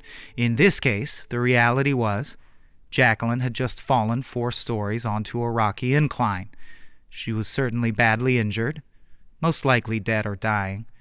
Jillian's responsibility in such an instance was to ascertain the child's condition and report it to the nearest authority, then her parents. Good, she thought, something to do, something clear.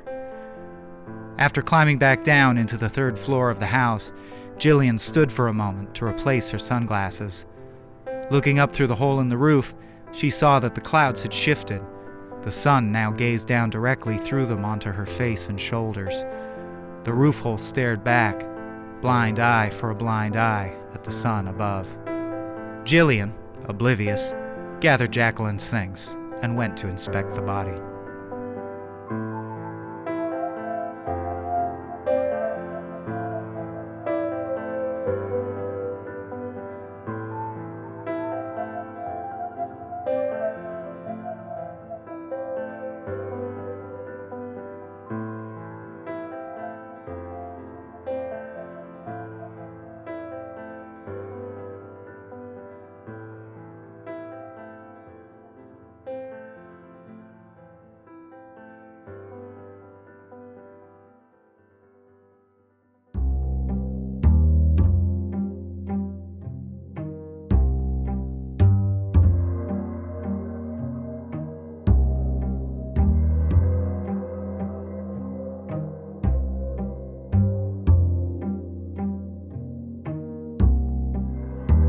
My story needs no title. I am called Emil Pruchnik.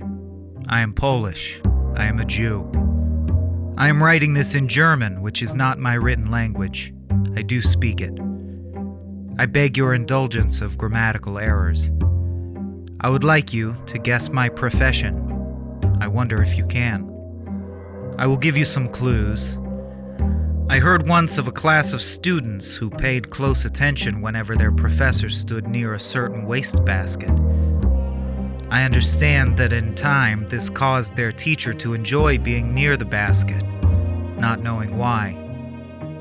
I understand that eventually, to encourage the attention of his students, this professor then took to turning it upside down and standing on the basket to lecture. I have heard of Pavlov's dogs.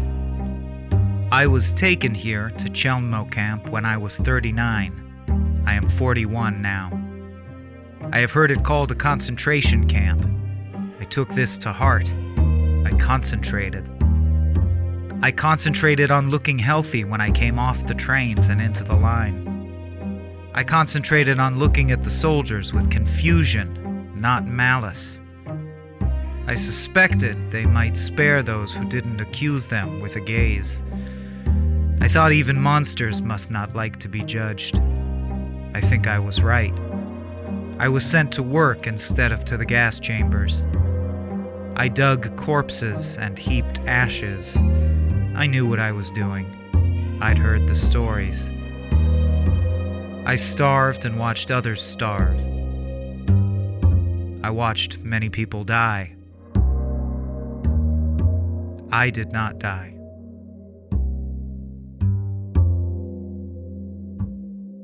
I made jokes. I lightened the mood. I made friends of guards, impossible as it seems. I got special favors.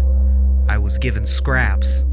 I didn't complain. I made them feel forgiven. I told them I had been a barber. I didn't make a big deal of it. I gave my scraps away. I traded them for a finger of pomade. I traded them for a rusty pair of shears. I kept my hair immaculate. I cut a dashing figure among the corpses. I kept a twinkle in my hollowed eyes. I remarked upon the comforts of a hygiene regimen even in times of great stress. I was asked to trim a beard here and there. I was asked to take a little off the top. I obliged. I hoped they would recommend me to others. I hoped aloud that word would get around. I told them it made me feel useful. I was 40 when the commandant first let me cut him. I am 41 now. I gave him a trim in the barracks, the guards around. I was very cautious. I spoke in pleasantries. I did a good job. I didn't have to heap ashes anymore. I was the commandant's barber. I went on that way for many months. I murmured to him as I worked, like barbers do. I was lucky he didn't care to speak to me. I had room to work. I talked about the comforts of regular hygiene. I talked about a hot lather and a good shave, so much more than a simple trim. I talked about freshness and savoring a moment of solitude amidst chaos, and didn't one deserve it now and then? I was invited into the commandant's home within 2 months. I was allowed alone with him within 3. I came once a week to shave him in his office, with the big window facing the yard and the wire fence and the road out of Chelmno. I knew the guards were just outside.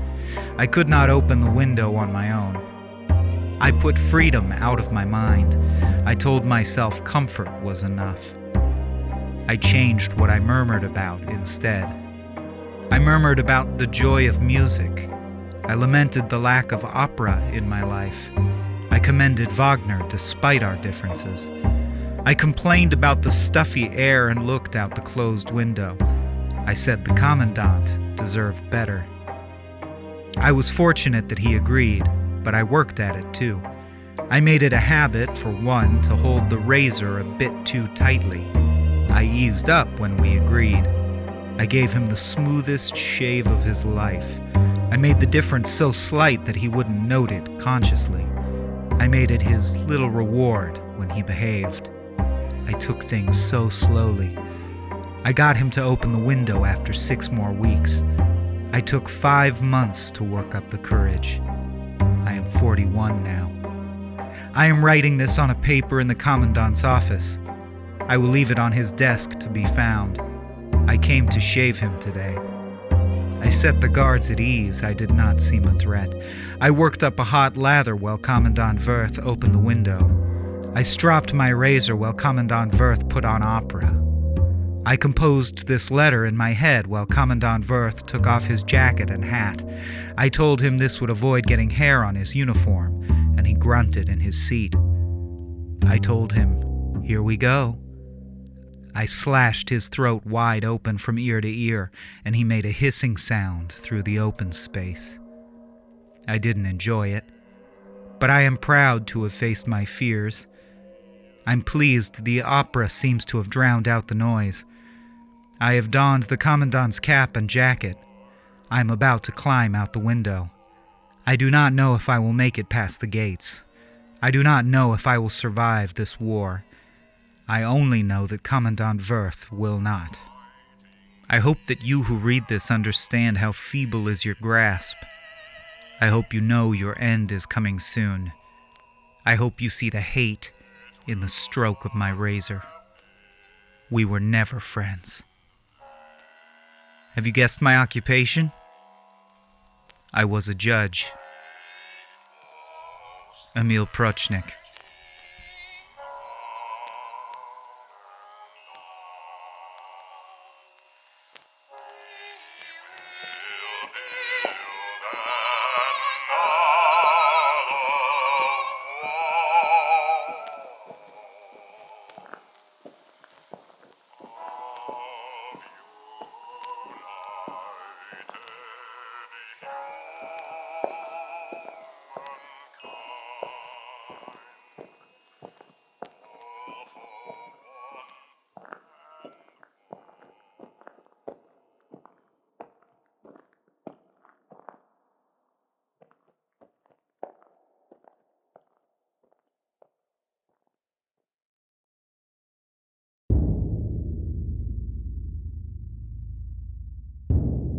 The Queen, the Duke, and their shadows.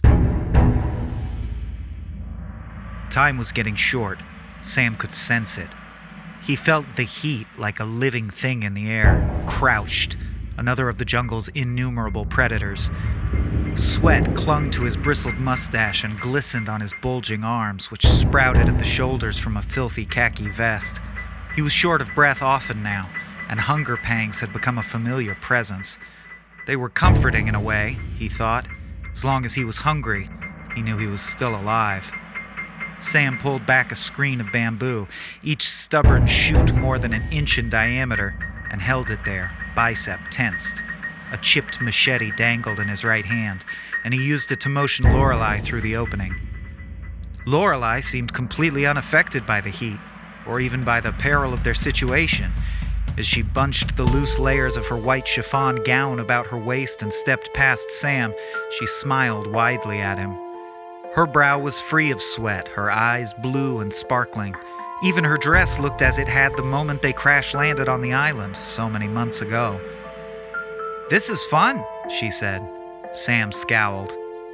"Look," he said, lifting his right arm and pointing to a place a few dozen yards in front of them. There, barring their path in both directions as far as either could see, was the real source of the heat. "A lava flow," Sam muttered. "This mountain must be a volcano." "Oh no," said Lorelei gravely. "Maybe we should go back." Sam squinted and pondered the suggestion while the lava rumbled in the distance. Lorelei thought turning back was a very sensible plan. After all, the two had been surviving for months on the island. Examining the dense foliage around them, she could see at least half a dozen edible flowers and berries. The tissue-thin petals that drooped from the canopy above could be brewed into a nutritious, if somewhat bitter, herbal tea. The little green shoots that stuck out of the ground like porcupine spines dripped sweet milk when they were split.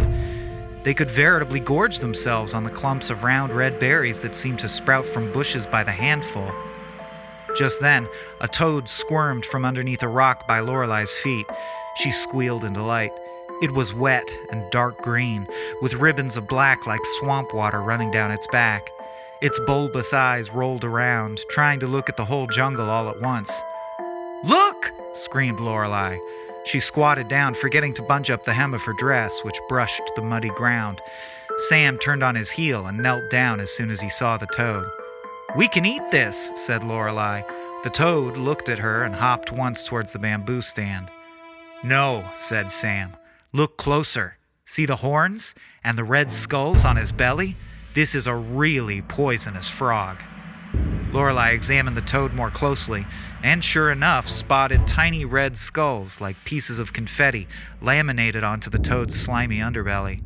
His weird, twisted horns ran along the ocular ridge of his skull like eyebrows before spiraling off in deadly-looking points. "If we ate that," said Sam, shooing the toad away with his hiking boot, "we'd swell up and start bleeding pus out of all of the holes in our faces. Then we'd explode like a big zit." "Wow," said Lorelei. She stared with wide eyes as the toad hopped lazily away. "No," Sam continued. "We'll have to cross. That's the only place on the island where there's still good food to eat. And plus, there might be a radio we can use." Lorelei felt a trill of fear run through her body at the prospect of crossing the deadly lava flow. Should they really do it?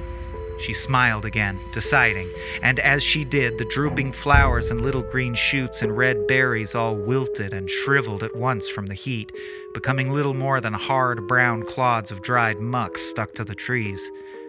They really would have to cross now, thought Lorelei, and lifted the muddy hem of her dress. "All right," she said, blowing air out in a burst. "Let's go." Sam let one corner of his mouth inch upward on his face, but immediately regained his stoic composure. When he spoke, he tried to infuse his voice with gravel, like the voice of the man who does movie previews. He reached out one rugged hand, a mass of puckered scars and black grime. "Don't worry," he said. "I'll protect you." She took it gingerly, with the tips of her manicured fingers, and let him lead her into the invisible blaze. With every step they took, they could feel the heat thicken and solidify in the air. The ground beneath their feet went from a lush jungle floor to sparse yellow grass to a shelf of blackened rock.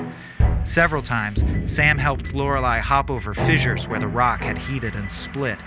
The mountain in front of them became warped with the smoke. It whirled and bulged grotesquely in the sky.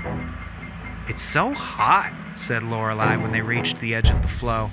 The river of lava was at least 5 yards across, wider than it had looked from a distance.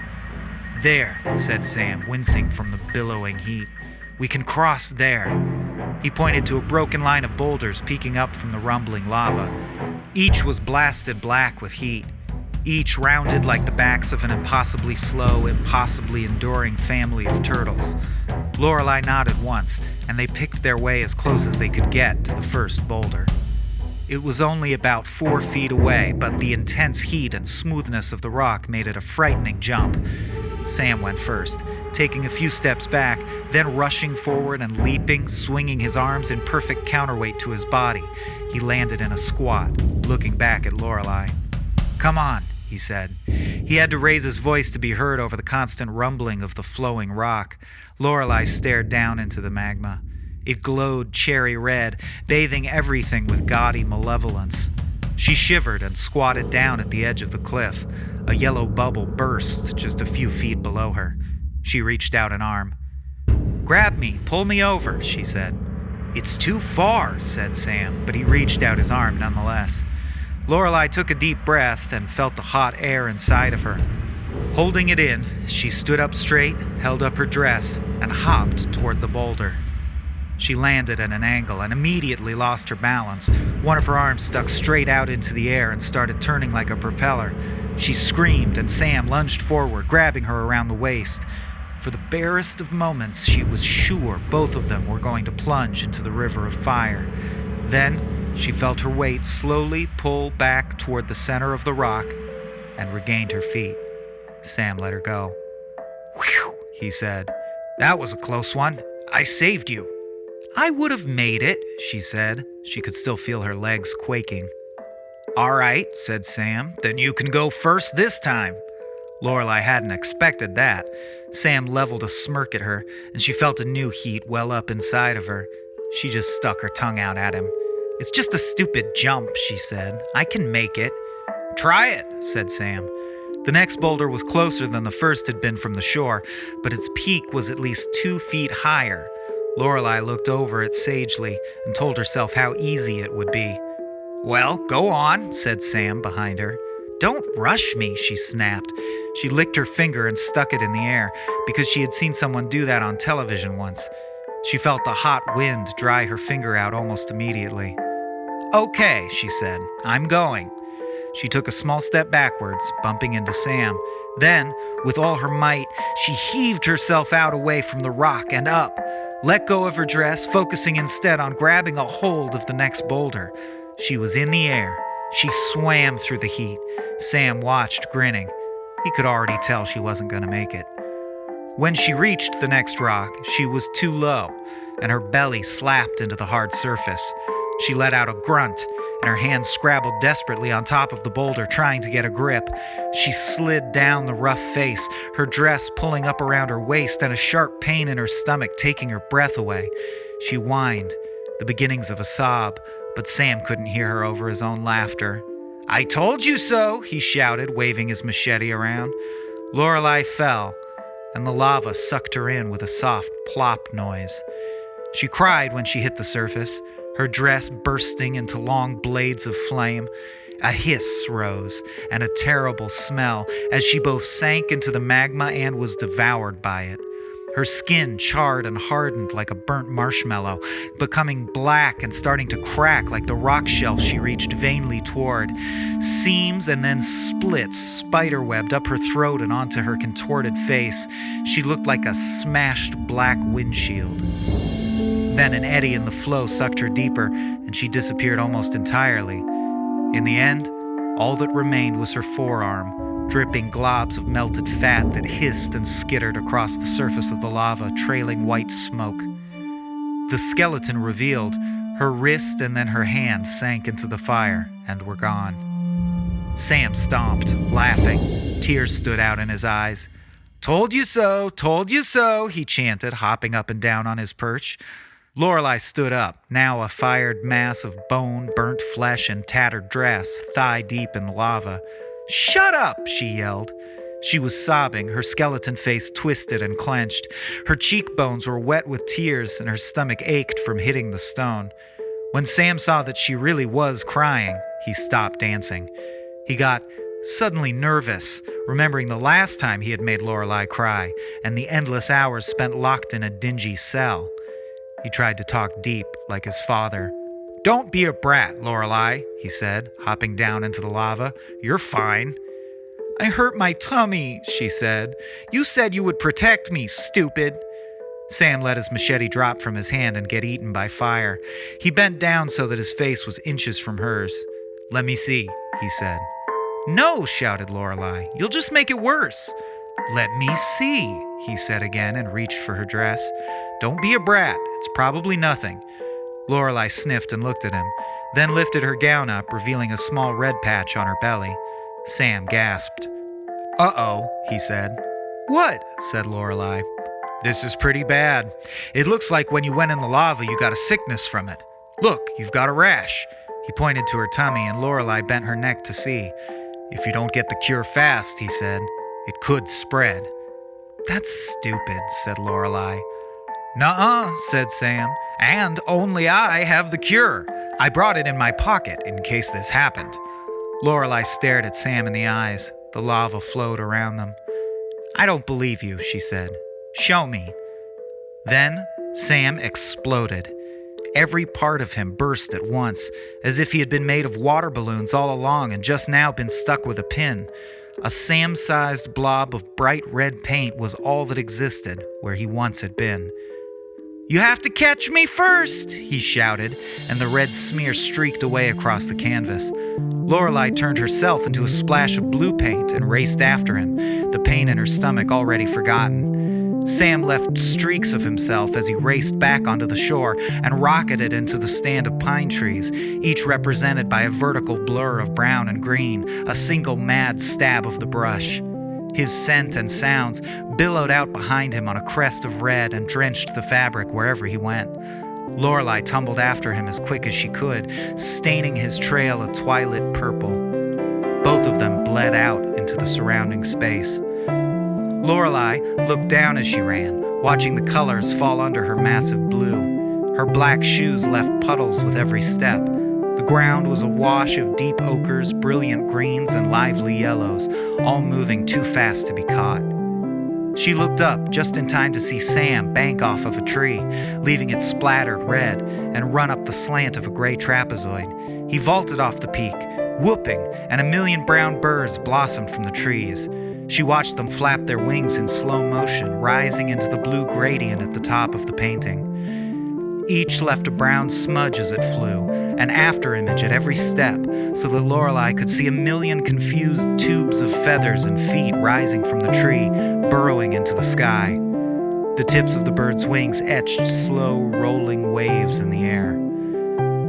By the time she started looking for Sam again, he was miles away. How could she have let herself be distracted so easily? Sam was just a red speck, darting through the bars of the forest, blinking on and off as it zoomed this way and that like a dizzy shooting star. She had to catch him. Lorelei felt around her for the grain of the canvas, found it, and tugged.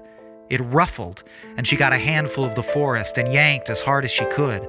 With a great ripping sound, the canvas split. She tumbled through, landing on her back at Sam's feet, laughing and heaving with exhaustion. "Caught you," she said. "Give me the cure." Sam looked down at her, his hands on his knees as he too struggled to catch his breath. "Hold on," he said, gasping. Lorelei lay in the grass for a while, feeling the dampness on her back. The mass of birds orbited above her head and landed again on their favorite tree. Other pines fringed the edges of her vision like spears. Finally, Sam put on his white doctor's coat and pulled the stethoscope from his satchel. He had a thick brow that furrowed as he peered into her eyes and nose. She giggled the whole time, and he kept telling her how serious it was. With supreme effort, she forced herself to lay patiently on the cold metal table while he poked and prodded her, listened to her heart, made her cough, and finally examined the red patch on her stomach. I see, he muttered, making a note on a big yellow pad. "What is it?" she asked. "It looks like you have a bad scrape," he said, furrowing his brow again. "But with the right medicines, I think you could live a normal life. Just give me the cure already." "Fine," Sam said, pulling a green orb out of his satchel. The orb glowed faintly and was the size of an ostrich egg.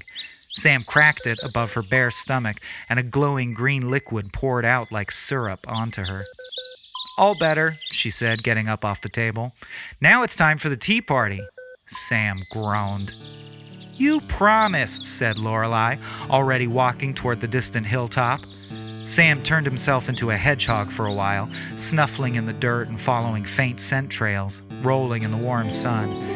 When he saw Lorelei had finished setting up and that guests were arriving, he reluctantly changed back into a human, donned an appropriate outfit, and trudged up the hillside toward the palace. The palace itself was a huge crystal affair, capping the hill and overlooking a large swath of forest. It gleamed like a beacon to anyone within the kingdom, and it was there that Queen Lorelei held not only court, but also her famous luncheons. Duke Sam, who was also the royal huntsman, arrived in his finest military dress. A curved saber hung at his side, and epaulets supported gold tassels as thick as rope. He wore a blue jacket with gold piping and thick black boots that shone with polish. The other guests were similarly arrayed. Lady Anne wore a fabulous pink taffeta gown, complete with diamond studs in the train, and Floppy had on his furry cap and a light gray coat that matched his trimmed and waxed whiskers. Only Mr. Cat, the old tiger, looked a bit worn, with one ear missing and an eye hanging on by a single thread. He tended to just sit and listen, stretching his paws and sticking his claws in and out like old cats do. Each of them sat in their own velvet throne, and each had their own silver platter and cup in front of them. But none of them, not one, rivaled the beauty of the Queen as she drifted to the head of the big oak table. Queen Lorelei was a vision in silver and pale green. Her seafoam dress ballooned out at the waist and shimmered with embedded gems and sewn-in sequins. Silk and lace trimmed the shoulders and throat. Her hair rose to incredible heights, carved into what can only be described as the happy marriage of both art and engineering. Her head held high in the air, nose slightly upturned. She moved as if she were on wheels, silently wafting to her seat and smiling a faint blessing as she surveyed her guests. "Good afternoon, everyone." The tea passed quickly for some, slowly for others. When it came time to clear the dishes, the sun had slipped over the peak of the sky and was beginning to acquiesce to gravity. Sam suggested a royal hunt to pass the time until evening, and Queen Lorelei agreed, on the condition that she chose what they hunted. When they found the unicorn sometime later, it was drinking from a crystal pool. Its white flanks shivered as it took gulps of the glimmering water. Sam drew back his longbow, but when he fired the stiff arrow, Lorelei changed it into a magic arrow that only captured the unicorn. Instead of darting away in fear or limping to its death, the struck beast carefully lowered itself to the ground, ready for passengers. Then Sam was the unicorn and Lorelei the rider. She held on tight as he bucked her through the forest, taking leaps as high as the sinking sun and piercing the orange sky with his pearlescent horn. The sky bled violet and bruised purple. Sam's white hair bristled every time he leapt, and Lorelei couldn't keep from squealing, first with fear, then with sheer exhilaration. She dug her heels into his sides and he snorted loudly, rearing up on hind legs and spinning around. Lorelei struggled to stay on his back, but her hands slipped from his mane and she flew off of him, landing softly in the grass. When she looked up, still grinning, Sam had a rifle leveled at her face. "I'll give you a head start, enemy," he said. His black combat outfit and Kevlar made him a shadow against the twilight, and the camouflage paint on his face made his scowl look even crueler. Lorelei fumbled for the silver revolver in her skirt pocket. It seemed to take an eternity to get her hand inside. Finally, grasping the gun, she leapt to her feet, aiming the barrel directly at Sam's face. "Pow!" shouted Sam. A bullet tore through the air, and Lorelei screamed and dove behind a tree. "Got you!" he yelled, holding his gun up. "Nuh-uh," said Lorelei. She stuck her revolver around the trunk and fired off a few rounds. "I got you!" "I've got a bulletproof vest," said Sam. "Besides, you're already dead." "I have bulletproof too," said Lorelei, still keeping her back to the tree bark. "I shot you in the head," came Sam's reply.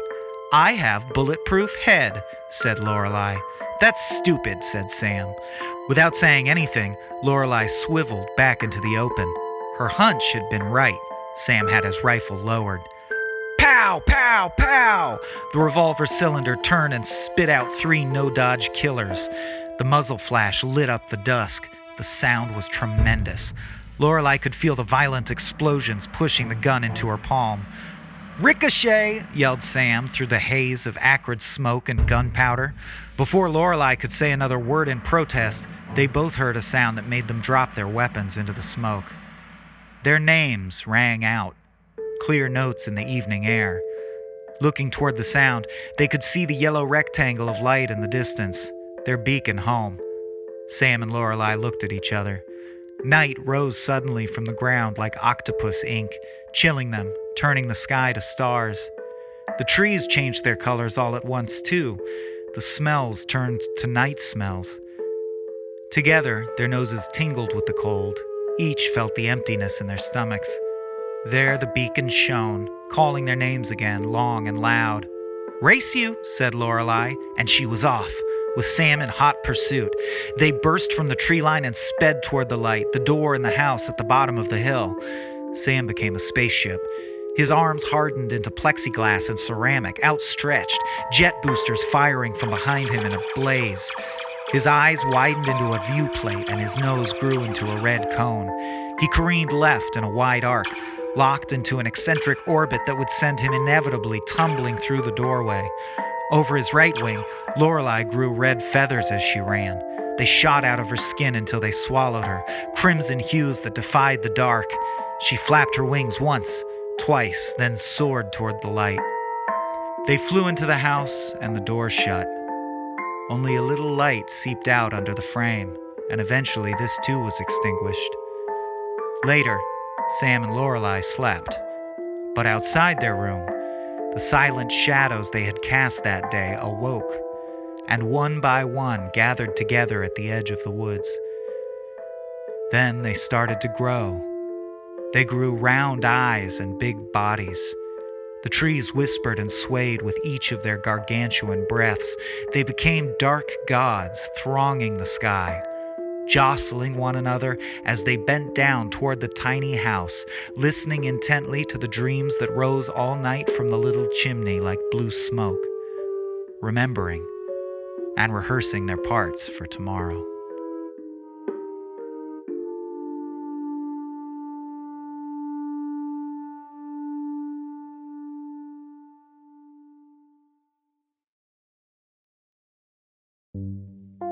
The end.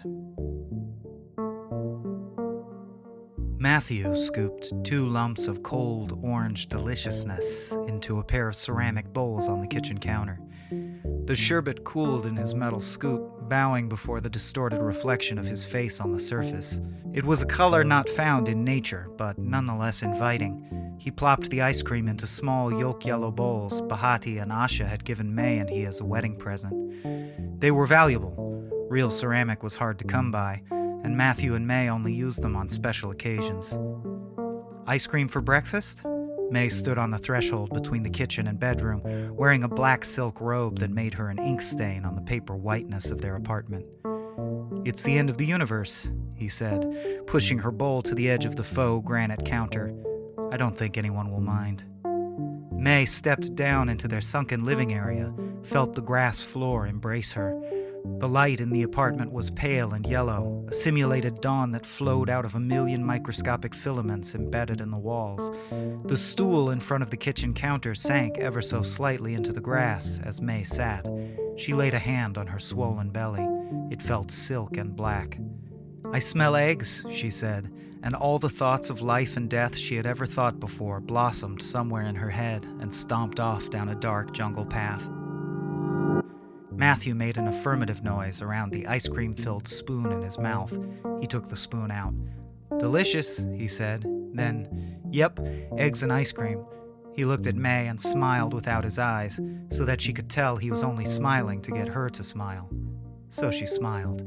While they ate, they finished the chess game they had left saved the night before. Little animated pieces moved about at their commands, hovering above the countertop. "Your move," May would say, taking a bite of her omelet and dipping it in sherbet. "You're losing it," she would say, and Matthew would believe her. He'd get worked up and make stupid mistakes, feeling embarrassed and jealous about the whole thing. May won, and Matthew insisted on another game. She won that too. Matthew switched the chessboard off. May's stomach was fuller than ever. The baby now shared residence with 2 helpings of orange sherbet and a decent, though slightly burnt, machaca omelet.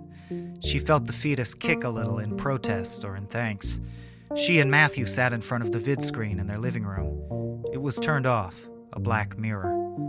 The light in the room was phasing into a clear daylight, and the temperature raised accordingly, melting the carton of ice cream that Matthew hadn't bothered to put back in the freezer. He had his arm around his wife and ran his long fingers through her wavy hair. "I love you," he said, and she said that she loved him too. "Do you want to open the windows?" he asked. He didn't want to, but felt as if he should. It was the thing to see, after all. "I don't know," she said. "Kind of like the sun." Matthew kissed her on the cheek, relieved. "Do you want me to turn on the vid screen?" "Think there'll be anything on?" "Don't know." "Probably not," she said. Then she laughed, for no reason other than that she wanted to hear a laugh today, and she worried she may not get another opportunity. Matthew forced a chuckle too, pressed the contact that turned the vid screen on. "That's not why I laughed," said May as Matthew sat back down. "You didn't have to do it." "It's all right," he said. "I wanted to. I'm kind of freaking out." "Don't freak out," said May. She draped herself over him and laid her head on his shoulder as if to smother the flame of his rising panic. There was nothing on. Every channel was a blank feed, broadcasting only their radioactive green DNS numbers, a foot high on a black background. Matthew switched the vid screen off again. May stood and flexed her lower back. She had dull pains, as she always had in the morning. The baby had caused innumerable inconveniences like that: morning sickness, headaches, incontinence, the inability to bend at the waist.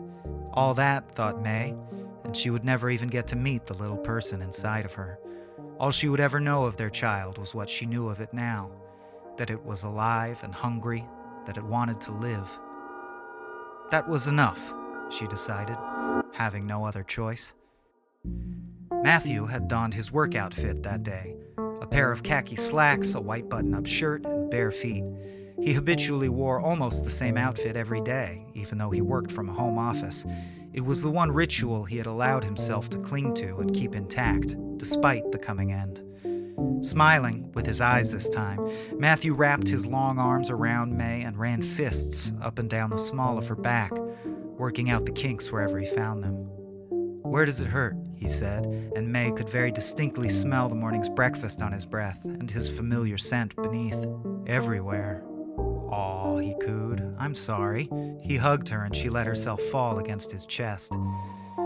Matthew was a systems administrator on the station. He took a great deal of pleasure in his job, which had consisted of blocking, routing, and rerouting the mighty data streams that rocketed back and forth through the station's mainframe. At his terminal, Matthew enjoyed a music collection that spanned thousands of years and an equal number of artists, both human and AI. Every inch of the embedded circuitry which controlled the lighting, temperature, humidity, and atmospheric composition of Matthew and May's apartment had been modded, tweaked, and perfected by him over the course of 3 years. He was a handyman and a homebody. Matthew saw his life as being made up of an infinite number of equally important details, all snugly fit together to form a whole picture, like pieces in a jigsaw puzzle. In his puzzle, there were only 2 pieces that were bigger than all the others. One was in his arms, and the other was waiting patiently outside the window. None of this mattered anymore. "Let's open the windows," he said, even though he didn't want them opened.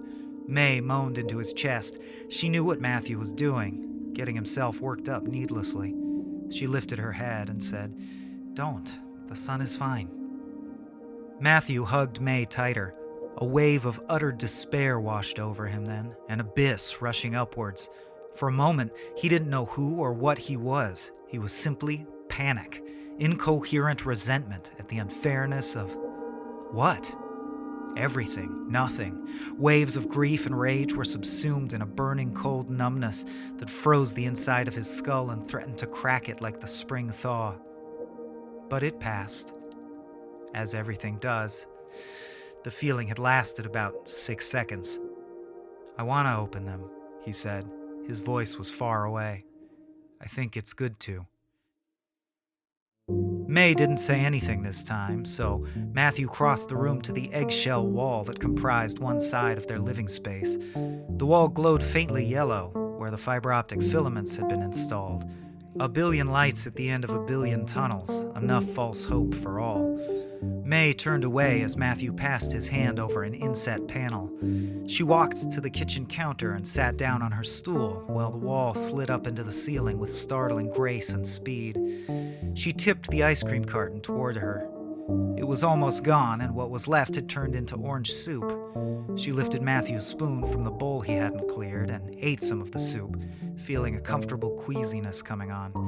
Matthew stared out the window, which was a vast and perfectly translucent sheet of plastic which took up the whole side of their connected living room and kitchen. Behind it, there was nothing but the limitless black of space. No stars twinkled or shone in any corner of the sky. No nebulae or satellites ruined the pureness of the void there. There was nothing on but the empty feed of a dead universe, lacking even the green DNS numbers in the corner. The only thing to break the monotony was the faintest outline of Matthew's own dim reflection in the bowed surface, a black mirror. Matthew imagined changing the channel in his head, but the same thing was on every station. He did that for 10 minutes while May polished off the ice cream. Even universes wind down, and this one's stars had left the stage long ago, the embers of their ambient heat bowing to entropy's demands until, finally, even in the cocoon of a space station, the power must fail, and the cosmic pocket watch mark its final second and be still. "Don't get worked up," she said. "I'm just looking," he said. "It looks how it's always looked. But it's different. Even if we can't see it in the darkness, it's coming." He couldn't help it. His hands were shaking. He stared ever deeper into the black, looking for something, anything, a reason to believe in one more day. He jumped when the windows suddenly closed again. "May," he said. "What?" she said. "Were you watching that?" She let her hand fall away from the panel in the kitchen counter. "Come sit with me." He did, and he felt better, but not much. They held hands and didn't talk for a long time. "I feel it," May finally said. Matthew didn't say anything, but he felt it too. The oxygen was going away. According to the last estimates Matthew had seen before the newswire went dead, that meant the station was within 6 hours of total power loss. "The baby's kicking," May said. "Feel." Her smile was like a curved violin bow on her pale face. Freckles dotted it. She held Matthew's hand to her belly. He felt it, silk and black for a few moments, still as death.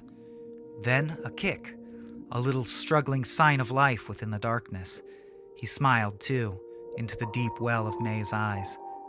"Any ice cream left?" he asked, although he knew the answer. "I ate it all." "Uh-huh," another grin. "I feel kind of sick." "Serves you right." Matthew got up and started to clear dishes.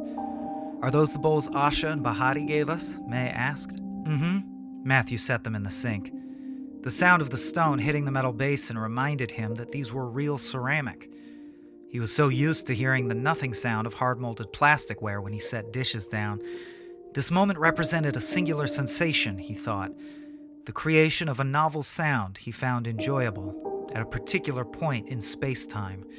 It was a little thing, but something he would not have experienced if he had accepted Bahati's invitation from a week before, and even after the universe ended, that satisfying clink will have occurred, and he and May will have been there to experience the stimuli. That was true. That was something, at least. Bahati had been a friend of Matthew's, another sysadmin who worked in the same office. He and his wife Asha had been over for dinner many times, and they often attended station functions together. Bahati was a large, scowling man with chiseled features and a honeyed voice.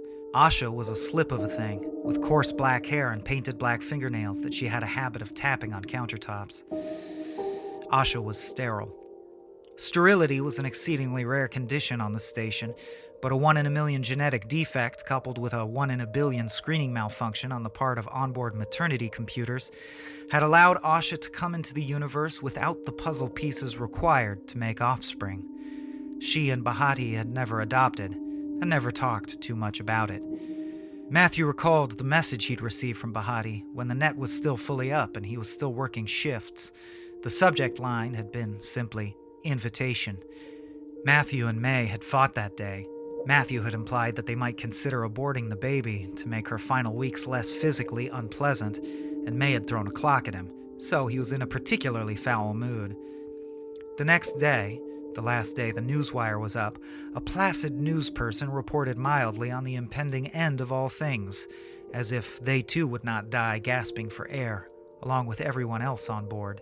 That day, they announced a newly approved activity aboard the station and gave information on how interested parties could organize their own and advice on the execution of the event. These events were mass suicides. They also encouraged viewers to invite close friends to make tandem appointments to make the experience less awkward. They were like dinner parties, hundreds and thousands of people choosing the hours of their deaths, taking their destinies into their own hands. In all, it was supposed to have been a rather pleasant experience. People ate, drank, talked, wept, and said final goodbyes. After everything was done, the breather would be passed around, and everyone fell asleep, never to awaken to the cold world or the dark sky or missing puzzle pieces ever again. When May and Matthew learned that Bahati and Asha had died, had passed around the breather along with 100 others, had invited them and wanted them to die beside them, Matthew spent hours trying to recover Bahati's message, but the system was too fractured for that. Matthew often wondered how they were disposing of the bodies. Perhaps they were recycled. Perhaps they were burned in the station's big incinerators and thereby made martyrs who helped to prolong the lifespans of the remaining survivors, if only by days, hours, or minutes. Matthew liked to think of them like that, nobly sacrificing themselves rather than cowards opting for an easy solution. After all, if they were cowards for dying, what was he? A coward for living? Maybe, he thought, they were shot into space. Or maybe someone simply shut the door behind them when the party was over and that was that. Who would know? "What are you thinking about?" May said. Matthew realized he had been standing at the sink for far too long. He shut the water off and watched the last drops spiral down the drain. Then he said that he wasn't thinking about anything and turned back toward May. The floor suddenly tilted away from him, and he had to catch himself on the edge of the countertop. May got up to help him, but he waved her off. "Don't," he said. "Sit down. I'm just a little lightheaded." May walked over to Matthew and took his hand in hers. "Come on," she said, leading him back to the living room. They sat together in the grass, a black and a white chess piece on a field of green. They passed the time talking, keeping one another updated on the progression of each one's faintness. Occasionally, May would put Matthew's hand to her stomach so he could feel the baby kicking. Matthew's breathing became shorter after a few hours. He breathed like a bulldozer digs, taking in big, shallow gulps of air. May hadn't let go of his hand, but he could see that her eyes were closing. It was that vision of his wife slowly falling asleep that finally set Matthew off. Somewhere in his simian brain, the purely biological part of him finally accepted what was about to happen. He was going to die. She was going to die. He knew it like an animal knows it, and he had no choice but to give in to the falling feeling, the adrenaline that courses and offers nothing but the sure knowledge that you are nothing come to nothing. It pounded in his veins. Without anything to fight and with nowhere to run, he just held May tighter. Every inch of his body, every muscle and nerve told him that the inevitable wasn't inevitable, but he ignored it. Epinephrine sank into his gut and grew dull and sick. He held his breath until the urge to vomit passed, then forced himself to take a long, slow inhalation. To Matthew's surprise, tears ran down his face when he let the air out. "Shh," he heard May say. She stroked the back of his head, and he let it loll down against her chest, wondered how long he had been gasping. "How are you so much better at this?" he said. It was an attempt at a joke, but his voice was broken by gasps and sobs. He wailed, shook, held her like a rosary, praying to his goddess of chess and silk and love and ice cream and babies and life to take this despair away. "Shh, sweetheart." Her voice was a foghorn, sounding across an endless midnight ocean. He tried to open his eyes and find her, but black shapes like ink dropped in water kept intruding into his view. "I can't see you," he said frantically. "I can't see you." "Shh, it's okay," she said. "You've seen me enough. I'm right here." Her words were whispers. He felt her lace her fingers together at the back of his neck, felt her belly touching his. "I'm scared too. Help me be strong. Help me." There was no kicking from within. The life growing inside May had gone still. "The baby," he whispered. He felt the wet heat of her tears and soft cheek on his shoulder, ripped at his shirt so he could hold her skin to skin. She pressed forward and they burrowed into one another, blanketing themselves in warmth and familiar flesh. When they smelled one another's smells, fat bundles of neurons shot lightning through their brains and reminded them, "This is your other, this is your love." "I know," she said, tightening her grip around his neck.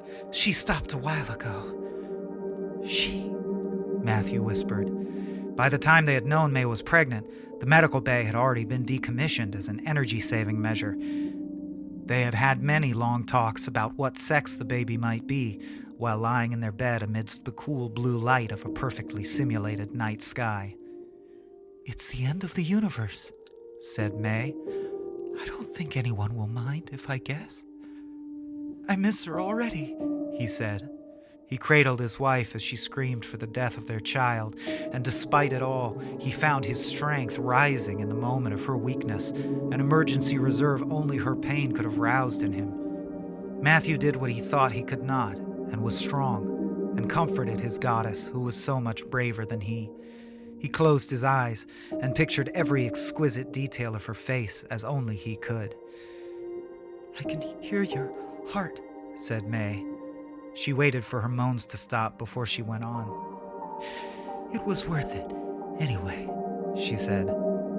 At least, that's what Matthew thought she said. His hearing was becoming less trustworthy, a shrill ringing now echoed in his ears.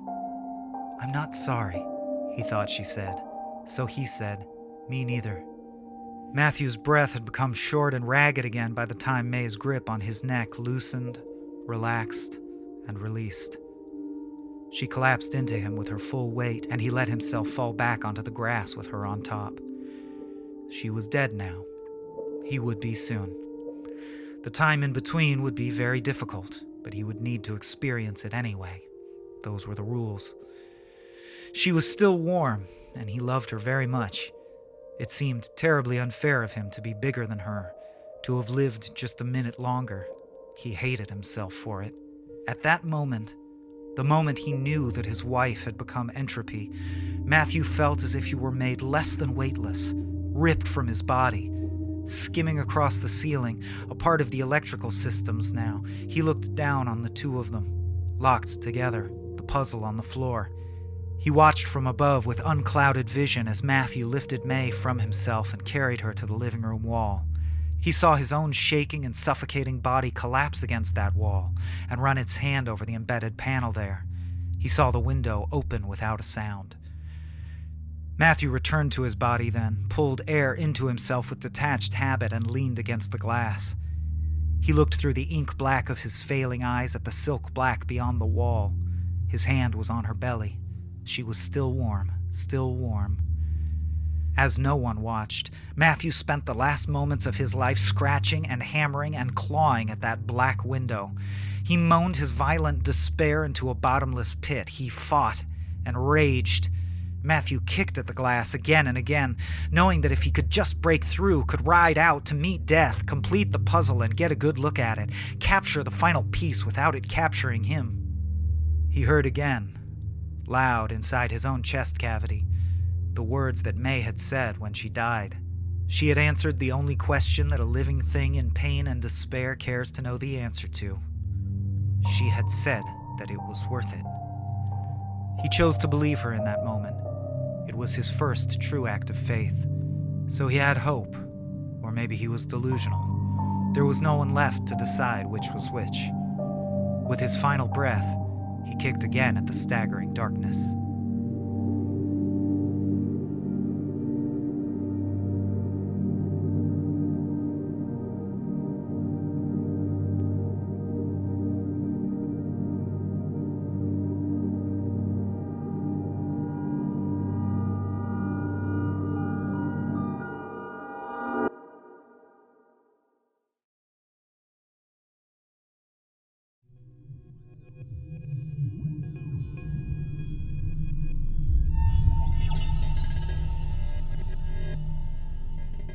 The day crawled up the front porch stair.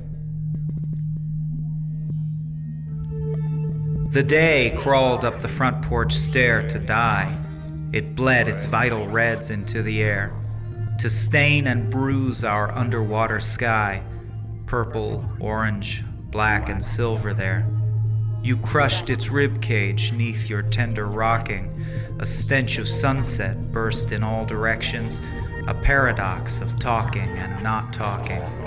At rest, yet somehow ever effervescent, the corpse decayed to darkness, flecked with stars, that spiced the breeze I borrowed from your lungs. I held your breath. We hiked the path to Mars, through night with girded censures round us hung. And intimacy won the hardest way. Accomplices we kill another day.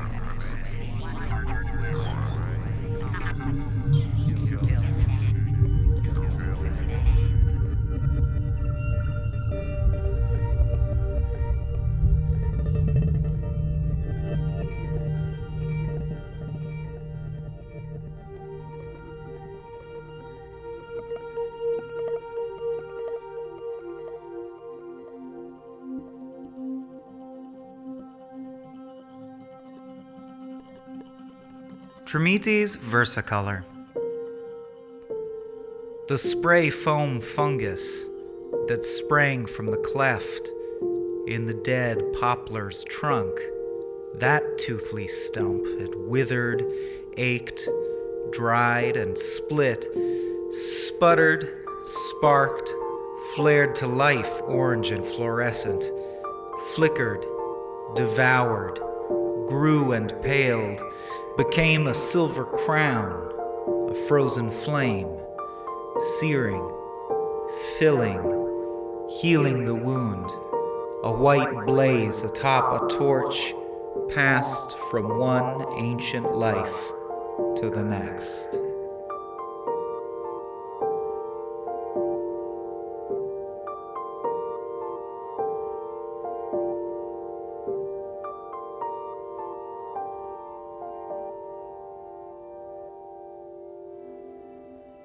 Winter clothes.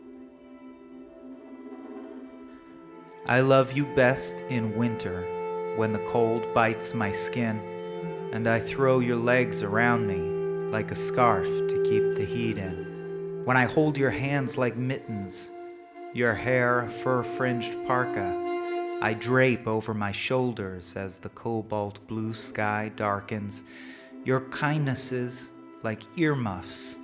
Your belly is my furnace, from within which sacred space all my warmth is furnished. There's no part of you, love, that I wouldn't wear as mine, and be so proud and whole, walking in winter clothes so fine.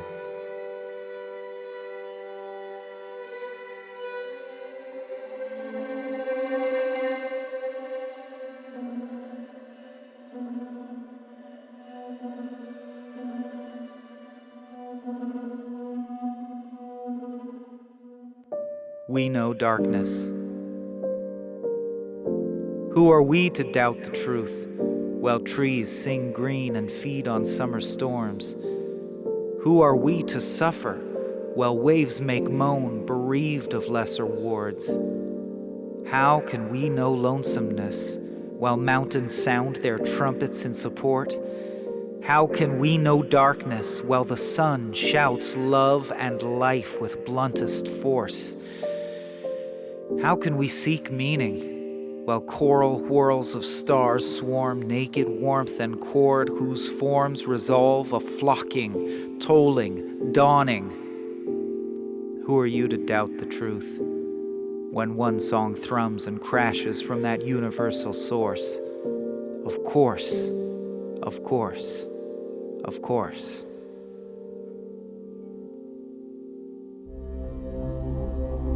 Grand prize, today only.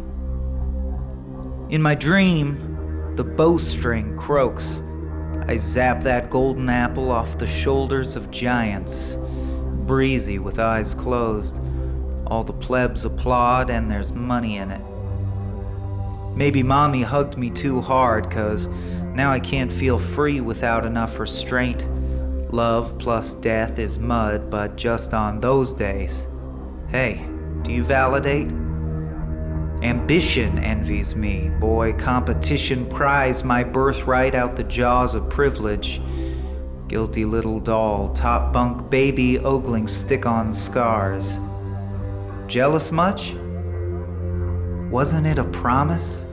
Struck still on approach, so perhaps it's sleep paralysis. Yeah, maybe I'm awake for the first time at 30 feet past the railing. The end of the beginning. Out from a church hill, the bell's apple peels, scrapes up sky and dumps it. On my shoulders slumpish, no giant eye, not dreaming now, no. Half awake at least, guzzling mud.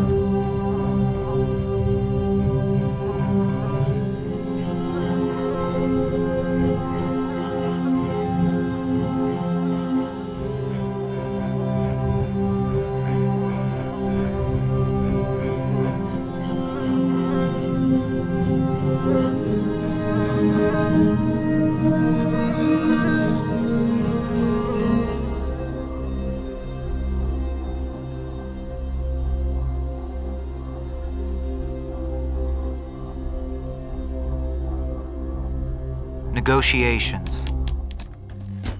Let me go, I moaned, gut-punched, fist engulfing, dethroned by cronies, Holden's phonies, blackberries a-pulsing. It's hard to look up when you're still the low man. Kids getting older shudder, coldly calculating, awaiting blowback. Let your embers rise in blackness on hot wind. Cash crops reaped, the tactless creep, trackless towards the top 10. Big sale today. Negotiations went mostly as expected. The kid gave me some lip, but I popped him one.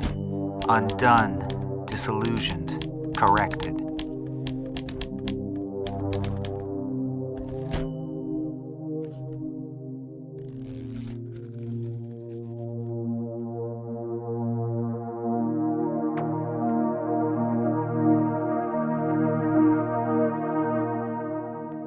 On love and time travel. Because there was so much love in me, pumped in till I was stuffed as a tick, it was a cinch to fly backwards, soar over years on an updraft, like a fighter jet, fueled and armed. I streaked past a courthouse on recon, long-range sensors locked onto the face of a woman, a witness, mahogany boxed in a room of accusers, 2 men at the end of her finger. I braked at an alleyway, my target, shaming myself with the sight of a woman with her eyes closed tightly, 2 men in the cruelest context, a young, not yet mother. And I had to wonder, did you whisper my name? Did you know I was already with you? It was no matter. I fired my Sidewinder missiles. With thunderclaps of love, under mushroom clouds of affection, a nuclear payload laid waste, exposed the scene to a light so bright that nothing remained. Just a map of the love you gave, grown so full it spilled over, to course through time's arroyo, to shatter and soothe, to do anything it damn well wants to. There when you needed me. Impossible reflection. The Department of Corrections come back in time. Invincible. Didn't you wonder where you found the strength? Whose love fueled you? It was mother's love, unchained, returned to run amok.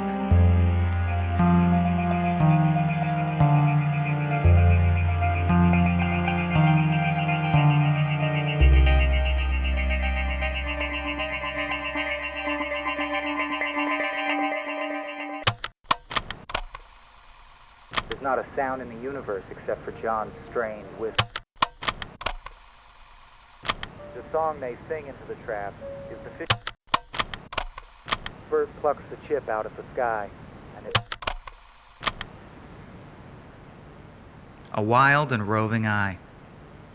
She's just removed the Pyrex from the oven and uncovered it, the rubber glove still hovering with lid in hand, her husband standing slackly in the backyard sighing smoke into the sky. She sees him through the glass. The sliding doorway slickly stands, refracting light. She can't exactly ever witness what's inside him, and she wonders if he glances with a wild and roving eye. At the waitress at the diner or the typing pool assistants, since they moved to this weird desert, all the cacti seem so alien, so she stifles all the chatter in her mindscape by and by. But he has been acting different, and he never smokes a second, and she thinks she sees the glinting of 2 teardrops in the saucers of the sleepless, wearied lids of his red, upended eyes. He stares so blankly upward at the stars, the only constant to remind them they moved time zones and not planets altogether for the betterment of country, for the boys who bravely die. And she knows that he can't tell her everything the crews get up to, but she hates it when he does this. And it's more and more so lately, coldly scanning constellations like he's adding up the sky. So she worries what he's looking for, puts Pyrex on the table. While he lights one and considers, she remembers what her sister said on rushing in too quickly with a military guy. But outside, his brain keeps pounding with the things they said this morning at the presidential briefing, and he just can't shake the feeling. He can see behind the starlight now, a wild and roving eye.